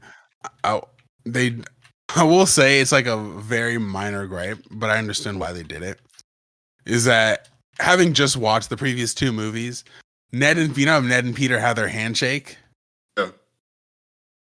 So in the other two movies, they did it in one take. But in this movie, they did like 3 different shots of the one handshake. I'm like, can we just let these niggas do it in one take, please? Yeah, I was like, okay. They usually do it in one take. They did it in one take earlier in the movie, I thought. No, they did. They literally did it in like 2 or 3 different shots of the one handshake. The one in the Sanctum Sanctorum? Yeah, the one in the Sanctum Sanctorum, and then the one at the end of the movie. They did it in multiple shots because I noticed. I'm like, that's weird. Why do they do that? I know it. Like they've been doing it for 2 movies. I don't think they forgot. Like they seem like. I think it was to like, I don't know, because the handshake is like it's not like the longest thing in the world, but I think they did it to like cut time or like for pacing. Oh, cutting like they're like 3 seconds for pacing. Nah. Yeah, I guess. Yeah. Okay. So that's a choice. That's a choice. It's not a good one, but it's a choice. Yeah, it's a choice. Otherwise. So then it cuts to after. He says goodbye to the 2 Peters, which is such a great moment. Oh, that hug warmed my soul through these cold winter nights. Yeah, because then he doesn't know what to say, and he's like, he's like, it's what we do, and then he just hugs them, and that was so nice. And then I always wanted brothers. Yeah, well, that movie was earlier, but yeah, it was very sweet. It still applies. It applies. And then Angie's to Toby's like, "You're in so much pain, aren't you?" He's like, "Yeah." It was funny. It's a little funny moment. And then, yeah, he talks to Ned and MJ, and then the spell is completed, and it cuts to 3 weeks later. Yeah. So we get we get Peter going to the bacon shop. And something I noticed on my rewatch is because how he has the notes which is something else I love about this movie, all the callbacks. So how he's trying to remember, he wrote the notes down to rehearse what he's about to say. Because it's a callback to when he's at the MIT person. He's like, he's making a speech and she's like, "You didn't rehearse that, did you?" Oh, so yeah. So he's just like, he doesn't want to mess it up. So he wrote it down and he's trying to rehearse it on his way to go talk to her. Yeah. And yeah, he goes there. Am I the only one? And when Ned walked in, I'm like, oh, please don't let them be together. Oh. No, I know a lot of people. I saw a lot of people online think that. My heart was about to fall out my goddamn ass. I was like, oh, fuck. I would have been, under like, hey, Peter, if you turn into a villain, I get it, bro. No, that would have added some salt to the wound. That would have been very Spider-Man of them, but that would have added like some unnecessary salt to the wound. I love Zendaya, Jacob Babylon. That would have been some added spice for sure. He's Mr. Bitches now. Right. Yeah, so then he goes to buy his coffee, and Tom Holland's acting is so good in this moment Oh yeah. because then he sees the Band-Aid on her head, and then he's just like, you see it without words. You see he's like, I can't do it. I don't want to put her in danger again. And then Because she's like, "Was there be anything?" Yeah. I was He just sees saying, that they got into the scar. he sees he sees the scar, sees that they got into college, the college that they wanted to go to.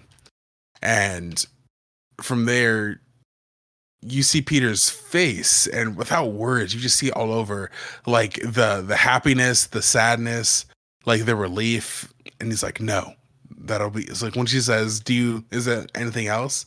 He just says no, but just the context in his face from that no, it's just everywhere, and it's beautiful, and it's heartbreaking. And yeah, man, like Tom Holland's our Spider-Man, and I love that. Yeah. At the end of the movie, you see he goes to his apartment. It's ratty, it's run down. Son, goddamn GED test prep book. This Spider-Man is down. He's not even down bad. He's down tremendous. He's down obnoxious. He's down serious. He's in hell is where he is. Yeah, he's down bad. He's down tremendous. He didn't get the chance to graduate high school, which is so fucked. I don't know how he's paying for that apartment. Maybe I don't know he'll get either. a job with the Daily Bugle. Like, damn, rent's first of the month, and you live in New York. Oh, I'm sorry. I Right. skipped a scene. Well, he goes to MA's grave and he sees Happy Hogan. Yeah.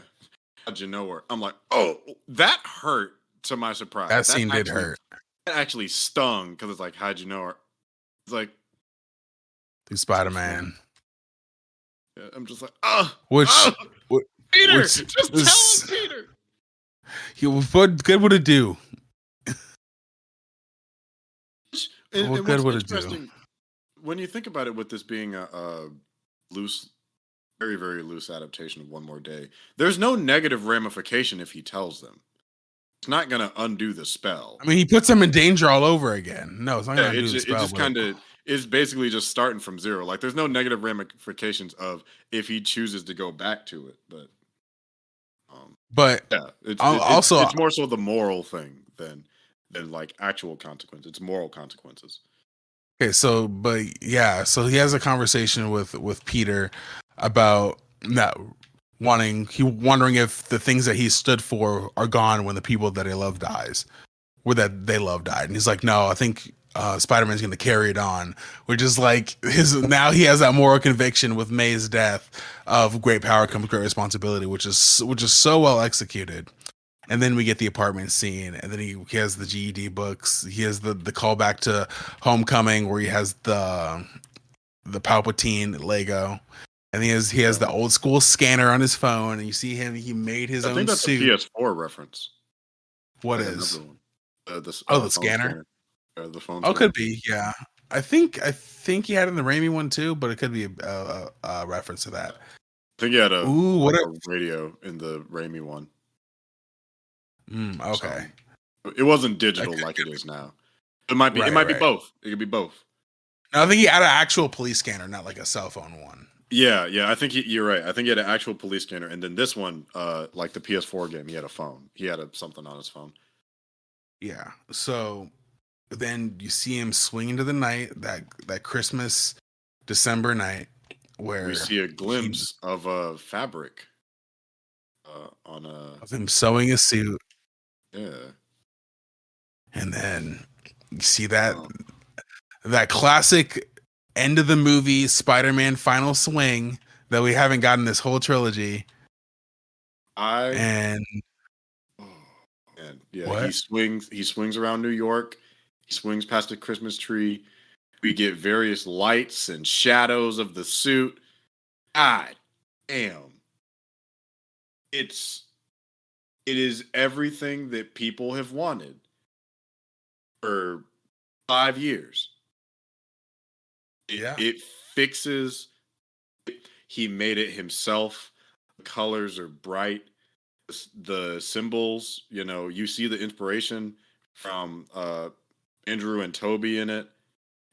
Personally, I'm a fan of like a He's fat spider on the back, but it's yeah, no, same. But He has and it's go a unique spider. I've never seen a spider look like this new spider. Because like it's like it's bigger, it's bigger, it's wider, it's and wider. it looks like the middle legs are like a part of the outer legs in a way. I can send It's you. interesting. I can send you a picture of the symbol because I have it. Okay. Oh, somebody did fan art of it, but I saved the symbol because I'm on our site where the shirts are at. We have I have shirts with the symbol on it, the new symbol. Oh, really? Did you made it or you got it already? I haven't received one, but I can show it to you because I do have it. Oh, And please send it. Yeah, it's really cool. It's a really cool symbol. It incorporates different aspects of the other three. Like the legs are definitely a combo of Andrew and Toby, but the design wise takes inspiration too from his older suits because the legs aren't connected to it. It's still like the little teeth and everything in the middle kind of had that space between it, like the old ones did, like the Homecoming suit.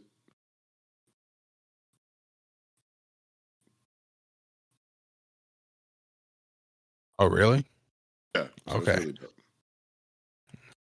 So wait, it's not the one from the end of the movie, or it's like an amalgamation, homage spider. It is the one from the end of the movie. But that's what the spider looks like. Oh, okay. Yeah. Hold on, sorry about that.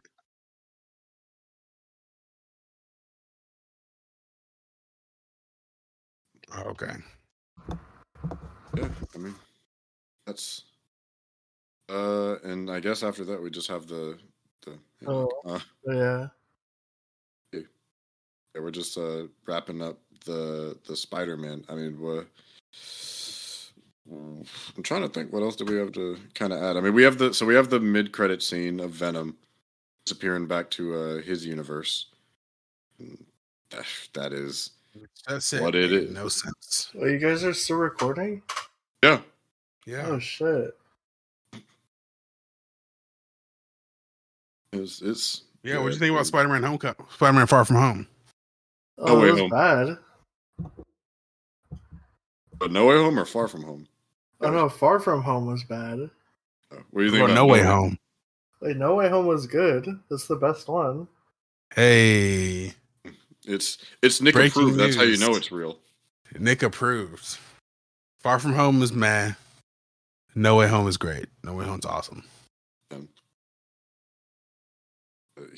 Toby, Andrew. Yeah, everything was golden. It was, but the Venom Crow's credit scene was weird. It happened. Biggest cock tease. Does it make sense that a piece of the symbiote stayed behind? Not really. Am I glad that a piece of the symbiote is in the MCU now? Yes, I am. I don't mind Tom having a, because I think that's more so them setting up Secret Wars than it is them setting up a Venom arc.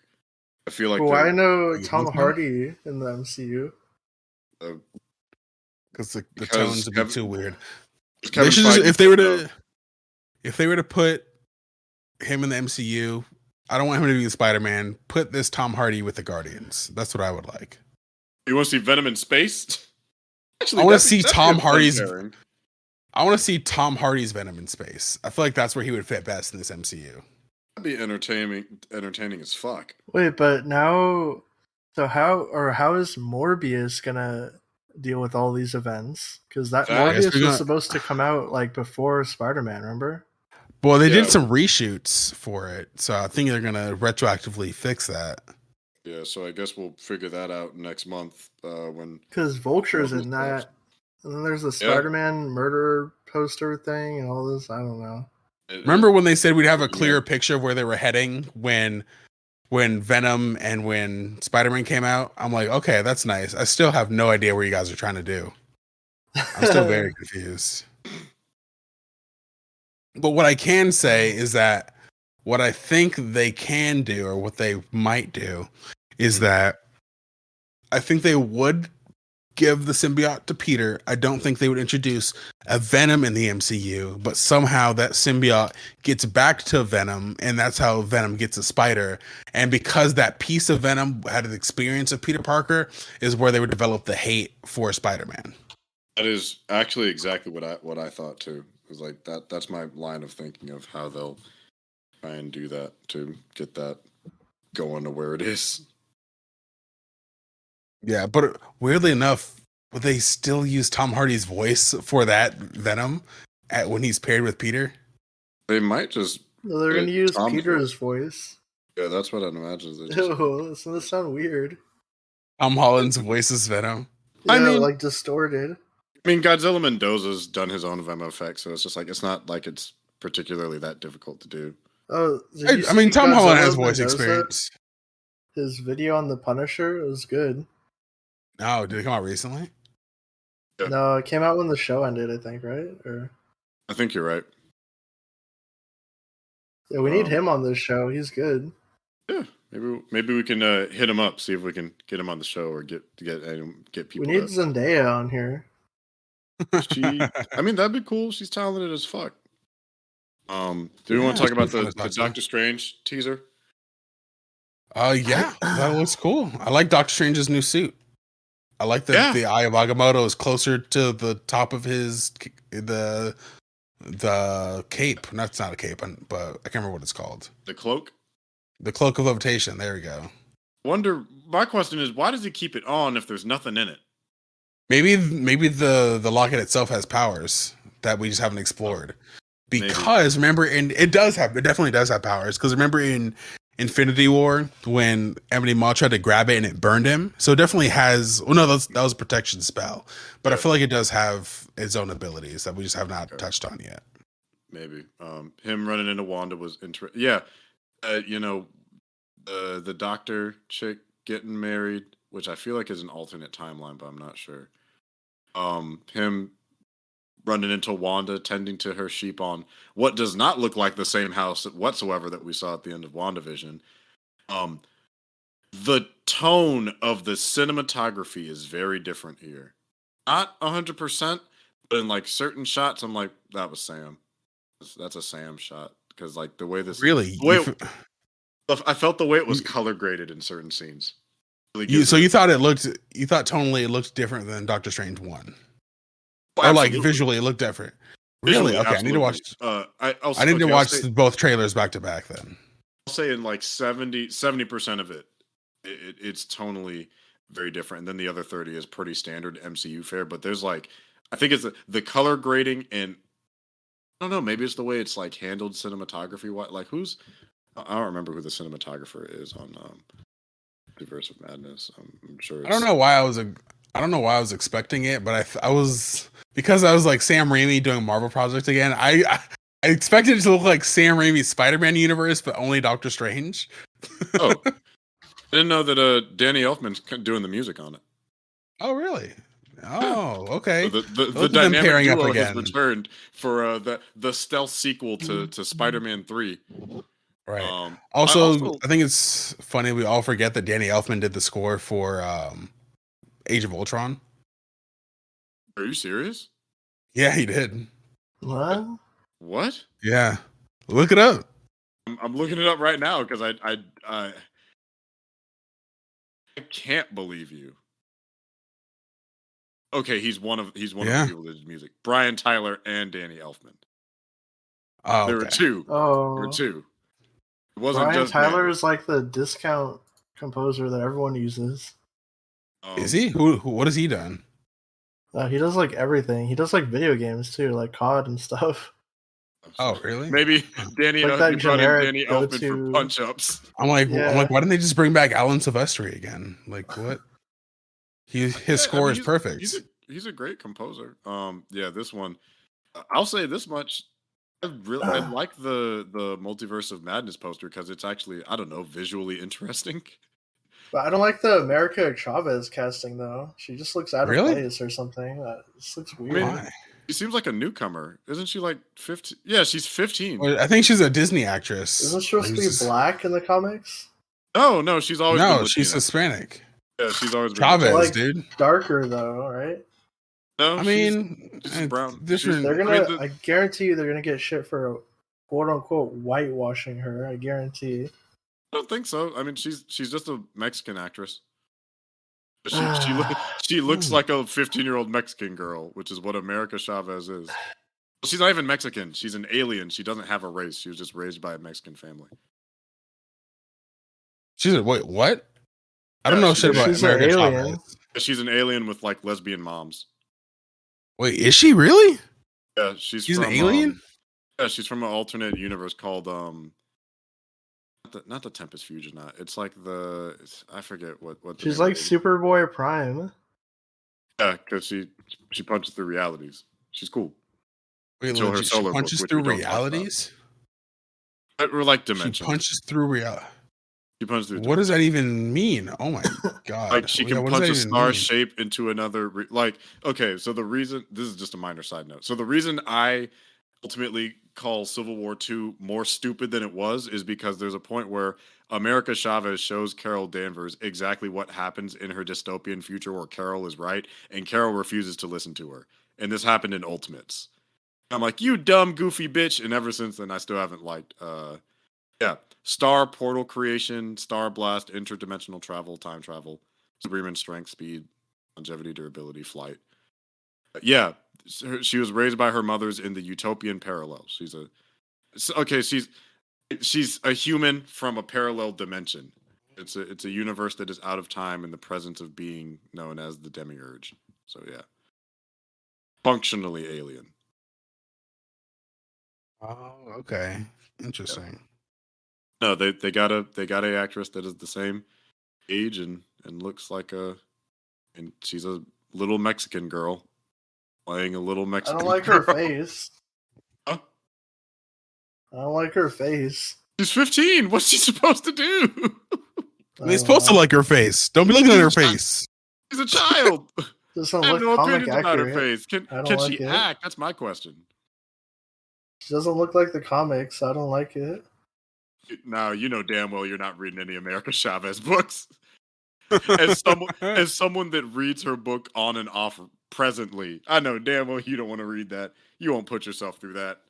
Respect your time too much. Wait, why does Doctor Strange say he doesn't care about Westview? I mean, I guess he got time for that. I got bigger fish to fry. I mean, if it she already happened, what's he supposed to do about something that happened like 2 years ago? Bad? It's been handled. That's all we got to worry about. Remember how bad the writing it was in that WandaVision finale? It was just quick. I still enjoy WandaVision. Where she's like, they'll never know what you sacrificed for them. It's like, what? Yeah, she sacrificed her imaginary kids. Her dead kids. Then she leaves right when the authorities show up, so she doesn't get any trouble. But here's a fun thing. No, what are the authorities gonna do? Yeah, stop her? What are they gonna do to her? Right, we don't need that drama. They need to put her in jail, dude. She's a criminal. Yes, put her in jail. What jail? We'll put the wizard in jail. They need to kill her for what she did. Who's put her in jail? How are they gonna kill her? Yeah, who's gonna do it? Who? I. Strange doesn't give a fuck about that. It's handled. Who cares? It's like that yeah, means bitch, whatever. The shows are DLC that you don't have to watch or bother with ever. Well, no, they talked about Westview. It's been addressed. She has a new costume. That's why we did this. That's what we did this all for. Is to that and get House of Agatha. The guy doing Multiverse of Madness also is the same one that did Logan, the cinematographer. Oh, really? It doesn't look anything like Logan. Well, he also did. Well, this doesn't look anything like Spider-Man. Oh, okay, that changes the game. That changes everything. His filmography is all over the goddamn place. Like he did. What the hell? He did Babe 2, Pig in the City. He also did what? Gladiator. Oh, it's gonna be a great movie. It's gonna be great. Babe 2, it's gonna be great. The cinematographer? Yeah, this is. If Babe doesn't show up, Ho's gonna be mad. I'm gonna be mad. Babe needs to show up in Doctor Strange too. It's a multiverse. If Scarlet's Web doesn't show up, Scarlet's Web in Multiverse 2, Scarlet's Web, Scarlett Johansson's web needs to show up in this movie. He did 47 Ronin. He did X-Men First Class. He did Ridley Scott's Robin Hood. He did August Rush. Anyone see August Rush? He did. The boy He who did has the Phantom of the autism who plays Opera. violin. Was that what that was? Yeah, you're right. He did Hannibal. What, August Rush? Yeah. Hannibal, the 2001 movie. Yes, he also did Phantom of the Opera. Oh God, it's a good movie. I like Phantom of the Opera. Those are words. Those are words. Yeah. You want to talk about Hawkeye for a little bit? No. Yeah. I'll We've all leave seen if Hawkeye. you do. No, we've all seen it. It's okay. We can talk about it. It's I mean, I it's don't okay. want to talk about it. I'm gonna leave. You're allowed. My short answer is I'm done with the MCU shows. So not even Moon Knight can pull me back in. I feel like and not even Oscar Isaac himself. Moon Knight. Nah, screw that guy and his beard. You don't want Paul Atreides' dad? He can't bring you back? Damn, he was good in Dune. God damn. We'll have to talk about, we gotta talk about Dune another day. Fuck, what a good movie. I really enjoyed Hawkeye. It was more down to earth. I appreciated that. Wait, Nick, why did you hate Hawkeye? Can we unpack that for a second? I'm not gonna challenge you on it. It's more so just a curiosity of why you didn't jive with it. Yeah, like it's okay. Like I don't love it either, so I'm not gonna like bash you for not liking Hawkeye. Mainly because I don't like any of the characters in the show. And you don't like the story was boring. You don't like Hawkeye himself? No. You don't like Jeremy Renner? He's John McClane. And they had your girl though. Which one? Steinfeld. Oh yeah, she was really annoying. I didn't like the whole fangirl take. I wanted to be more isn't that just my her? life as a weapon? Yeah, I don't know. Just weird. You think they could have done better? But do you like Haley Steinfeld in other movies? That's not True Grit. I don't know if I've seen her in anything else really. Like off the top of my head. I like her. I mean, she's hot. But she was in Pitch Perfect. What the hell? Oh, yeah. I missed Spider-Verse. Did you like Yelena? No, you didn't like Yelena. No. Did you see Black Widow? No, I didn't. So this is my first introduction. That's why I was like, "Oh God." Oh yeah, I don't know. I'm kind of mixed. I think I like Yelena a little bit more in Black Widow. I liked her more here. I thought she was funny. Right. Yes. I did really like the scene of this is crazy. her and so good. Her and Haley Steinfeld acting opposite one another. I actually really did like that scene. I thought that was. She has a horrible accent that needs to go away. I don't give a fuck. David Harbour's was worse. If you watched Black Widow, it was much worse. Actually, who's the mom from The Mummy? Hers might have been one of the worst. Hers and David Harbour's were both rough. Why did they cast actual Russian actors? Because America hates Russians. Because you wouldn't understand them. That's why. They wouldn't talk. Because we don't care about the opinions of actual. We don't care about pissing off Russians. It's because you can't have minorities. Because Yelena wouldn't. Because Yelena wouldn't have that personality if she's actually Russian. That's why. She'd just be cold. She would just look. She'd just look at her. She wouldn't say anything.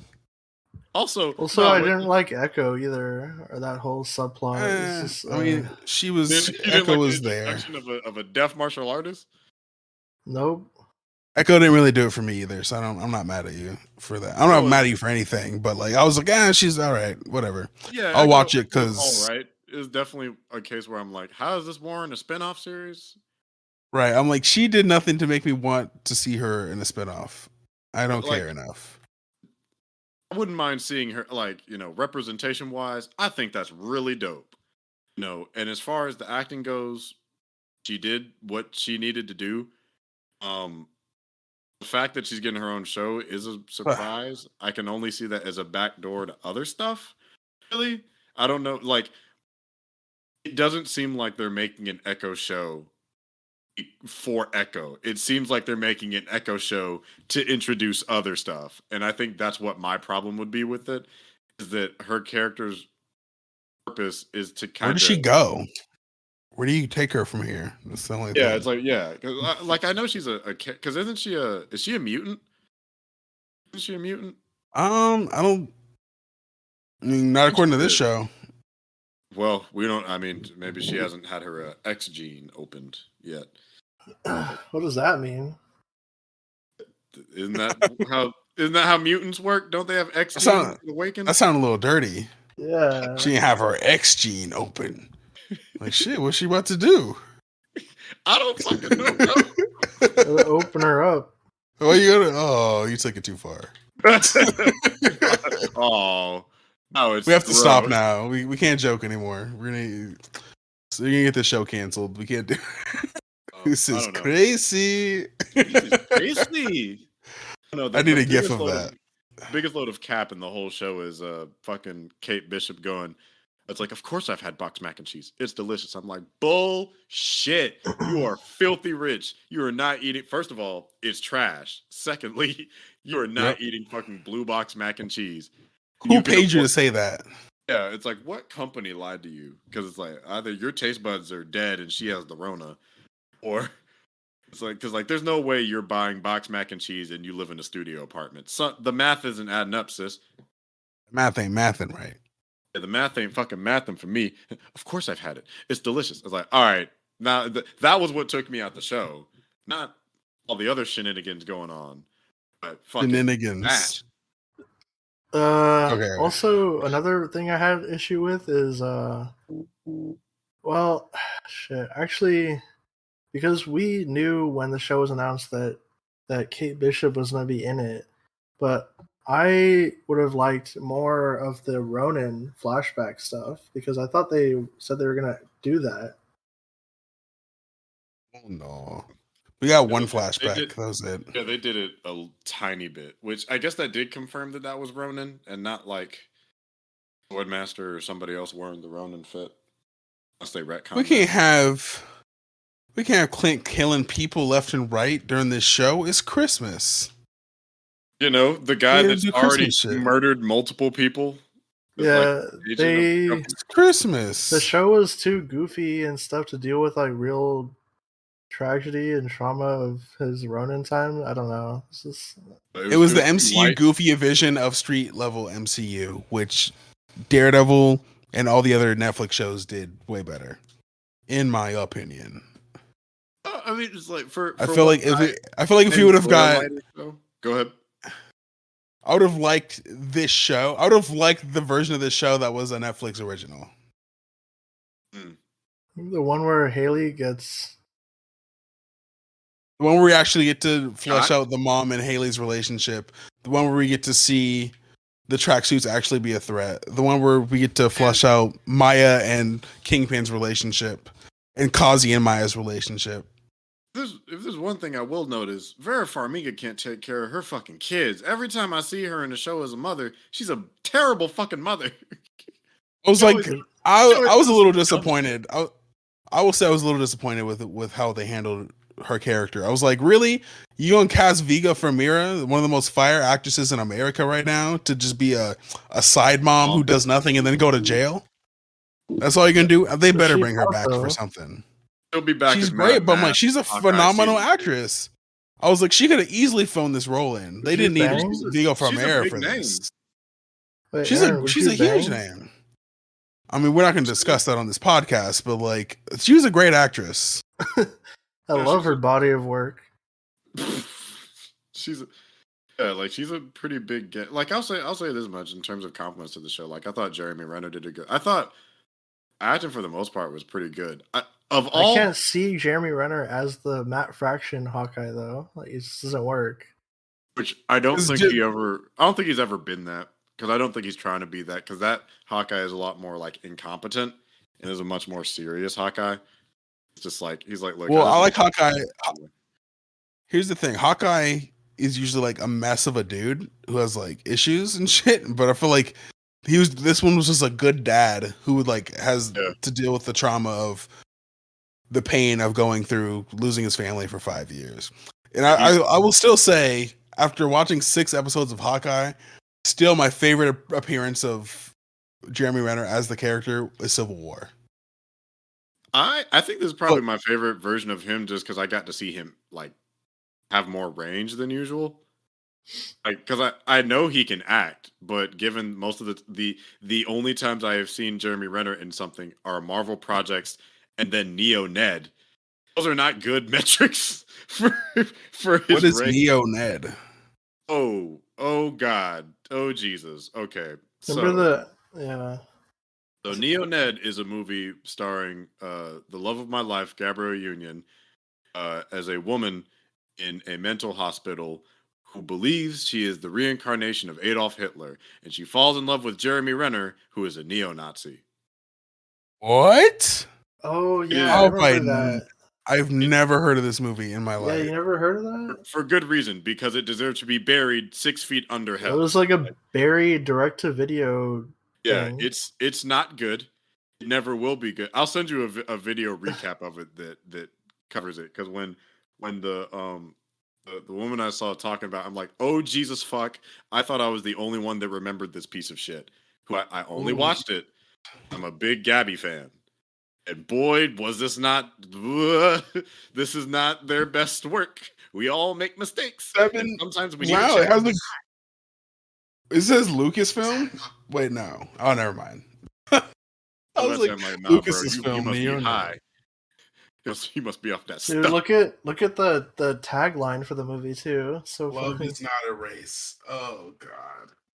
It's bad, but Jeremy Renner, Gabrielle Union. I have never heard of this movie. He looks so different for good reason. Yeah, he's a skinhead. Like the acting oddly that was the strangest to me. Kingpin. I don't know what. This man only directed 2 movies. What? Oh, I'm sorry. I said the man who directed Neo Ned that was his second and last movie that he ever did. But yeah, Kingpin was the acting that felt this weirdest to me. Like it felt kind of like forced almost. Like he was like making himself. Like I know he was excited to do it, but maybe I think it's just because like the tone of the character that we've established and the tone of the show don't really mesh well. So he kind of sticks out. You know what it was for me?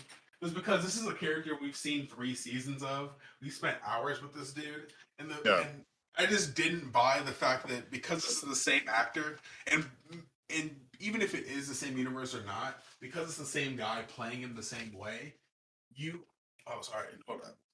I ain't even near my mic. Yeah, I was like, why'd you go to the kitchen? I'm sorry.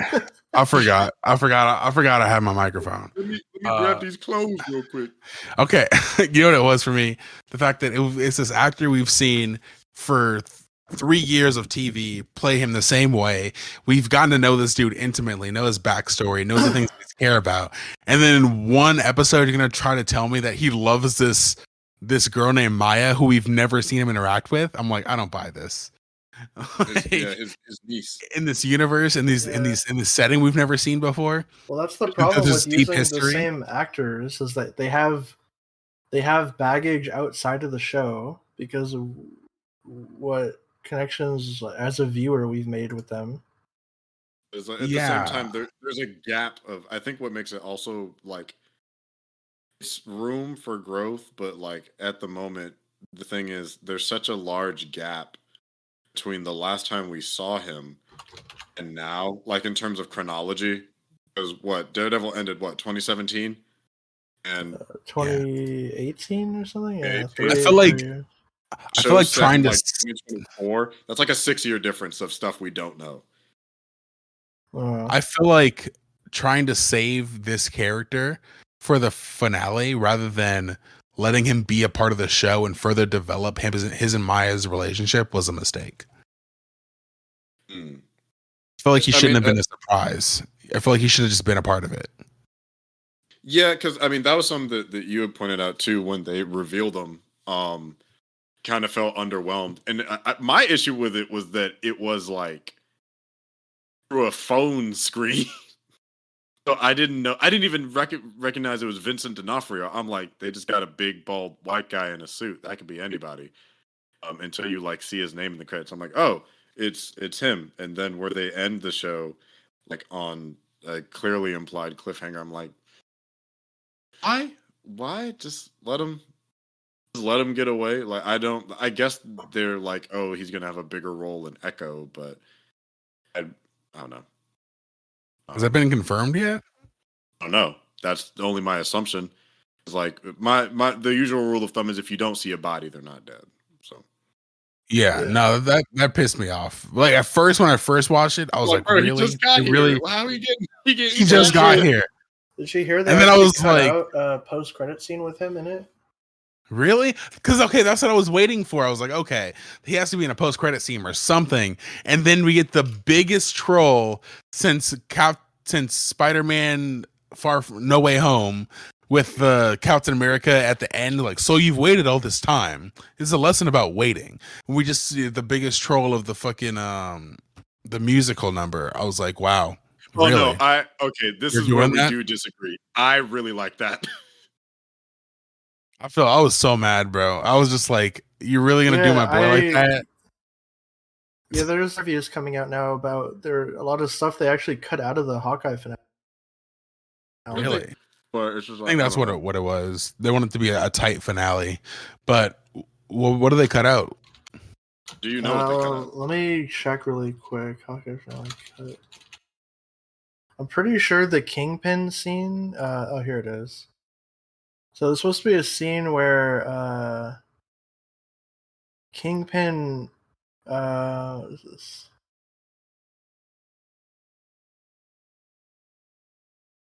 Oh, okay. So it was supposed to be he got a message from Clint to stay away from his family, and the message was the Ronin sword or something like that. Oh, interesting. So here's the article talking about it. And that would have been the finale? So we were supposed to actually see him alive still in this post-credit scene, yeah. That's dumb. Then I wonder what the point of killing him off would have been.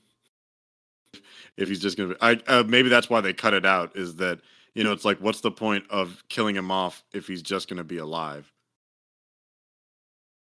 So yeah, I would have to feel like if Maya knew who his family was, Kingpin also probably know who his family is. Oh yeah, also, how did you guys feel about them retconning it so that Clint's wife was Mockingbird in the MCU? Well, that's interesting because I can't tell if they're making her actual Mockingbird or her agent number is just 19 and there's still Mockingbird out there. Because they're real fast and loose with that. They're what is they retconning AOS again, not canon. Yeah. or because they said it. I don't think they ever explicitly said that the watch was hers. I think it was something that meant to her. So fan theory so her here. Sister is Mockingbird. Yeah, her sister is Bobby. And it was just her watch. It's just a reference, but it was her sister's watch. Here's the real question: what the fuck is his wife's name? Is it Vanessa? It's not Vanessa. It's Laura. It's Linda. It's one of the L's. His name's Laura. Laura Bishop. Laura I'm Barton. pretty sure. Laura. I'm almost positive that it is that she was supposed to be Mockingbird Agent 19 because now it makes more sense and has more implications. The fact that Nick Fury used their farm as a hideout. Remember in Age of Ultron? Yeah, I see that. Because he probably had history with her. I mean, I believe she's a SHIELD agent. I think that's undisputed. I don't know. I just want them to put some respect on Agents of SHIELD's name. Oh, fuck Agents of SHIELD. Season 1 was not great. Season 1 is the weakest season. They get nothing but better from there. But there's certainly a point. I skipped season 1. There's certainly a point. Actually, no. The second half of season 1 is when it gets good. When it starts to incorporate the stuff from Winter Soldier, that's when the show gets good. But the thing is, there comes a point in the show where they clearly diverge from the timeline of the stuff that happens in the MCU, and it becomes its own thing. Because at first they were trying to follow along with it, like, oh, okay, the things in the movies affect this. They're just like, nah, screw that. we're doing our thing this time. I was like, okay, all right, I see you guys. So, That's cool. to close things out, how do we rank the shows that we got this year? Let me see what we had. What the fuck did we have this year? We had a lot of things. We had all of them. Wait, no, we didn't have WandaVision, right? I know we did. Ooh, okay. All right, so we have WandaVision, Captain America and the Winter Soldier, Loki, What If, and Hawkeye. So I think. Ooh, what if we do a ranking of all of the MCU properties for the year? For the year, No, we had for nine. all of can. them. Yeah, we can. We can wrap in Black Widow, Shang-Chi, Eternals, and Spidey. See, how would I? Yeah, how I'll put my? I'll probably do Spider-Man, Shang-Chi, WandaVision, Hawkeye, Falcon Soldier, Loki, Black Widow. Actually, move that around.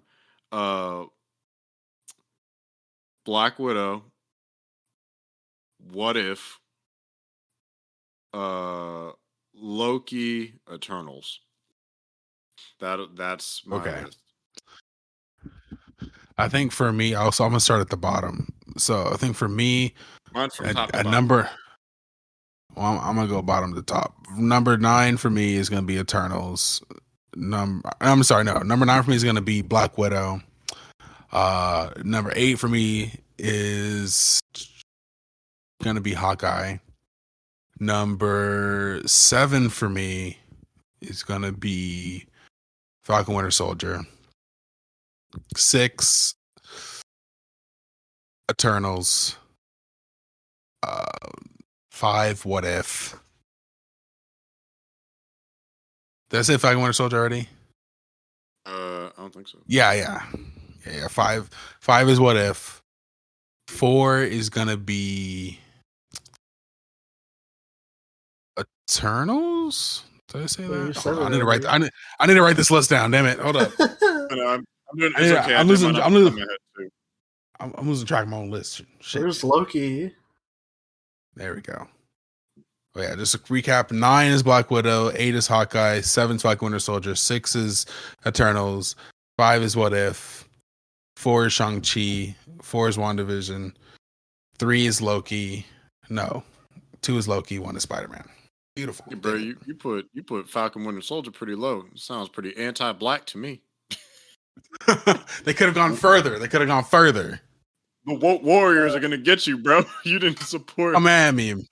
Didn't support Black Falcon. It ain't last. The Nick, show has some missteps. Nick, do you have a ranking of the things you saw this year? Yeah, the only MCU movie I saw was Spider-Man. You didn't see Shang-Chi? No. Say it's worth a watch. I think it's first 2 acts are pretty good, and then the third act, it doesn't fall apart. It just kind of gets boring. Just sad because the rest of it is pretty interesting, I think. Yeah, I think my favorite MCU thing was Spider-Man this year, and then, but I guess like my next couple favorite things were probably.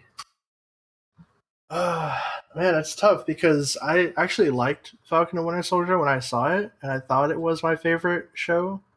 But then over time, I thought about it, and it's like a lot of wasted ideas and stuff, and feels rushed, and I don't know. So, but I still put it up there because it is one of the shows I watched. And among the other shows, I liked it more. So, I guess that, and then probably What If, because there's a couple episodes in What If that I thought were really good. The Star-Lord one and the Doctor Strange one were really good.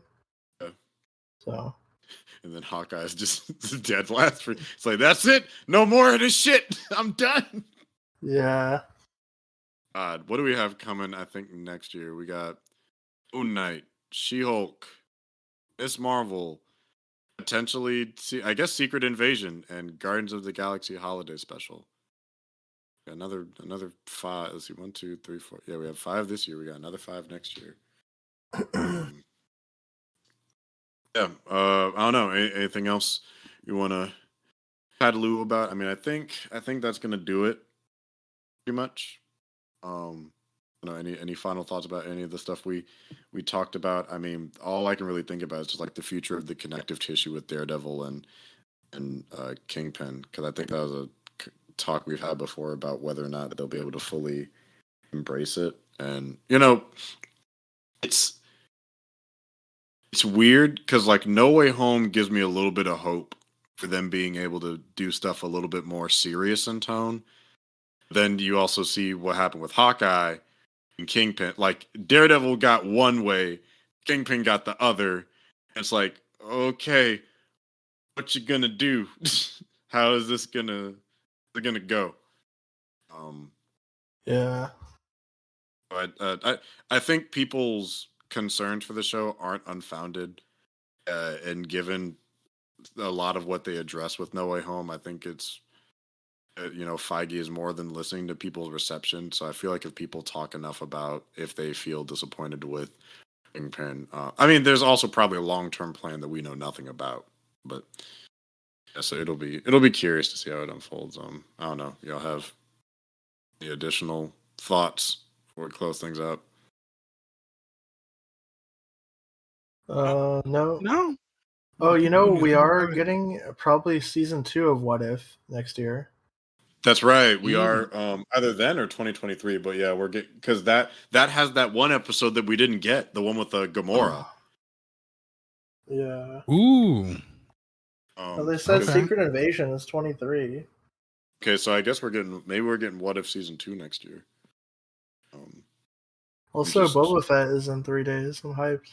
Oh shit! Yeah. Oh, No, yeah. well, 2 days for me, but yeah, 3 days. Yeah. The Fett. How are you feeling Ming-Na. about Ming-Na and Boba? How does she get hotter as she gets older? Asian don't raisin. Amen. Any parting thoughts? This might be the last episode for the year, at least until Forever? Oh. Not for the year, because next year we'll probably talk Boba after. Actually, God, no, that's going to be week to week. God damn it! Probably wait till that shit ends. Maybe next episode we'll do the stuff we missed, like Dune and Ghostbusters, and maybe Matrix if I've seen it by then. Yeah, Matrix is great. Yeah. I need to watch it, so maybe I'll try and do that. So Matrix. Have you seen Dune and Ghostbusters? Yes and yes. Okay, so we can talk about those. Ghostbusters, I got the ghost feels at the end. Oh God, I really like the ending of Ghostbusters. We'll have to just talk about it later. But well, all right. Well, I think that's going to be the show. I think we've chatted long enough. So if you like the show, please do not hesitate to, give the show 5 stars, give it thumbs up, like the show, follow the show, give us a question with the hashtag AskAce. I don't think we have any questions. Support our Patreon. If we had a Patreon, certainly. But don't. If people are interested in donating, I'll start a Ko-fi, get something going, maybe that helps support the show. Give me money on Venmo, or that.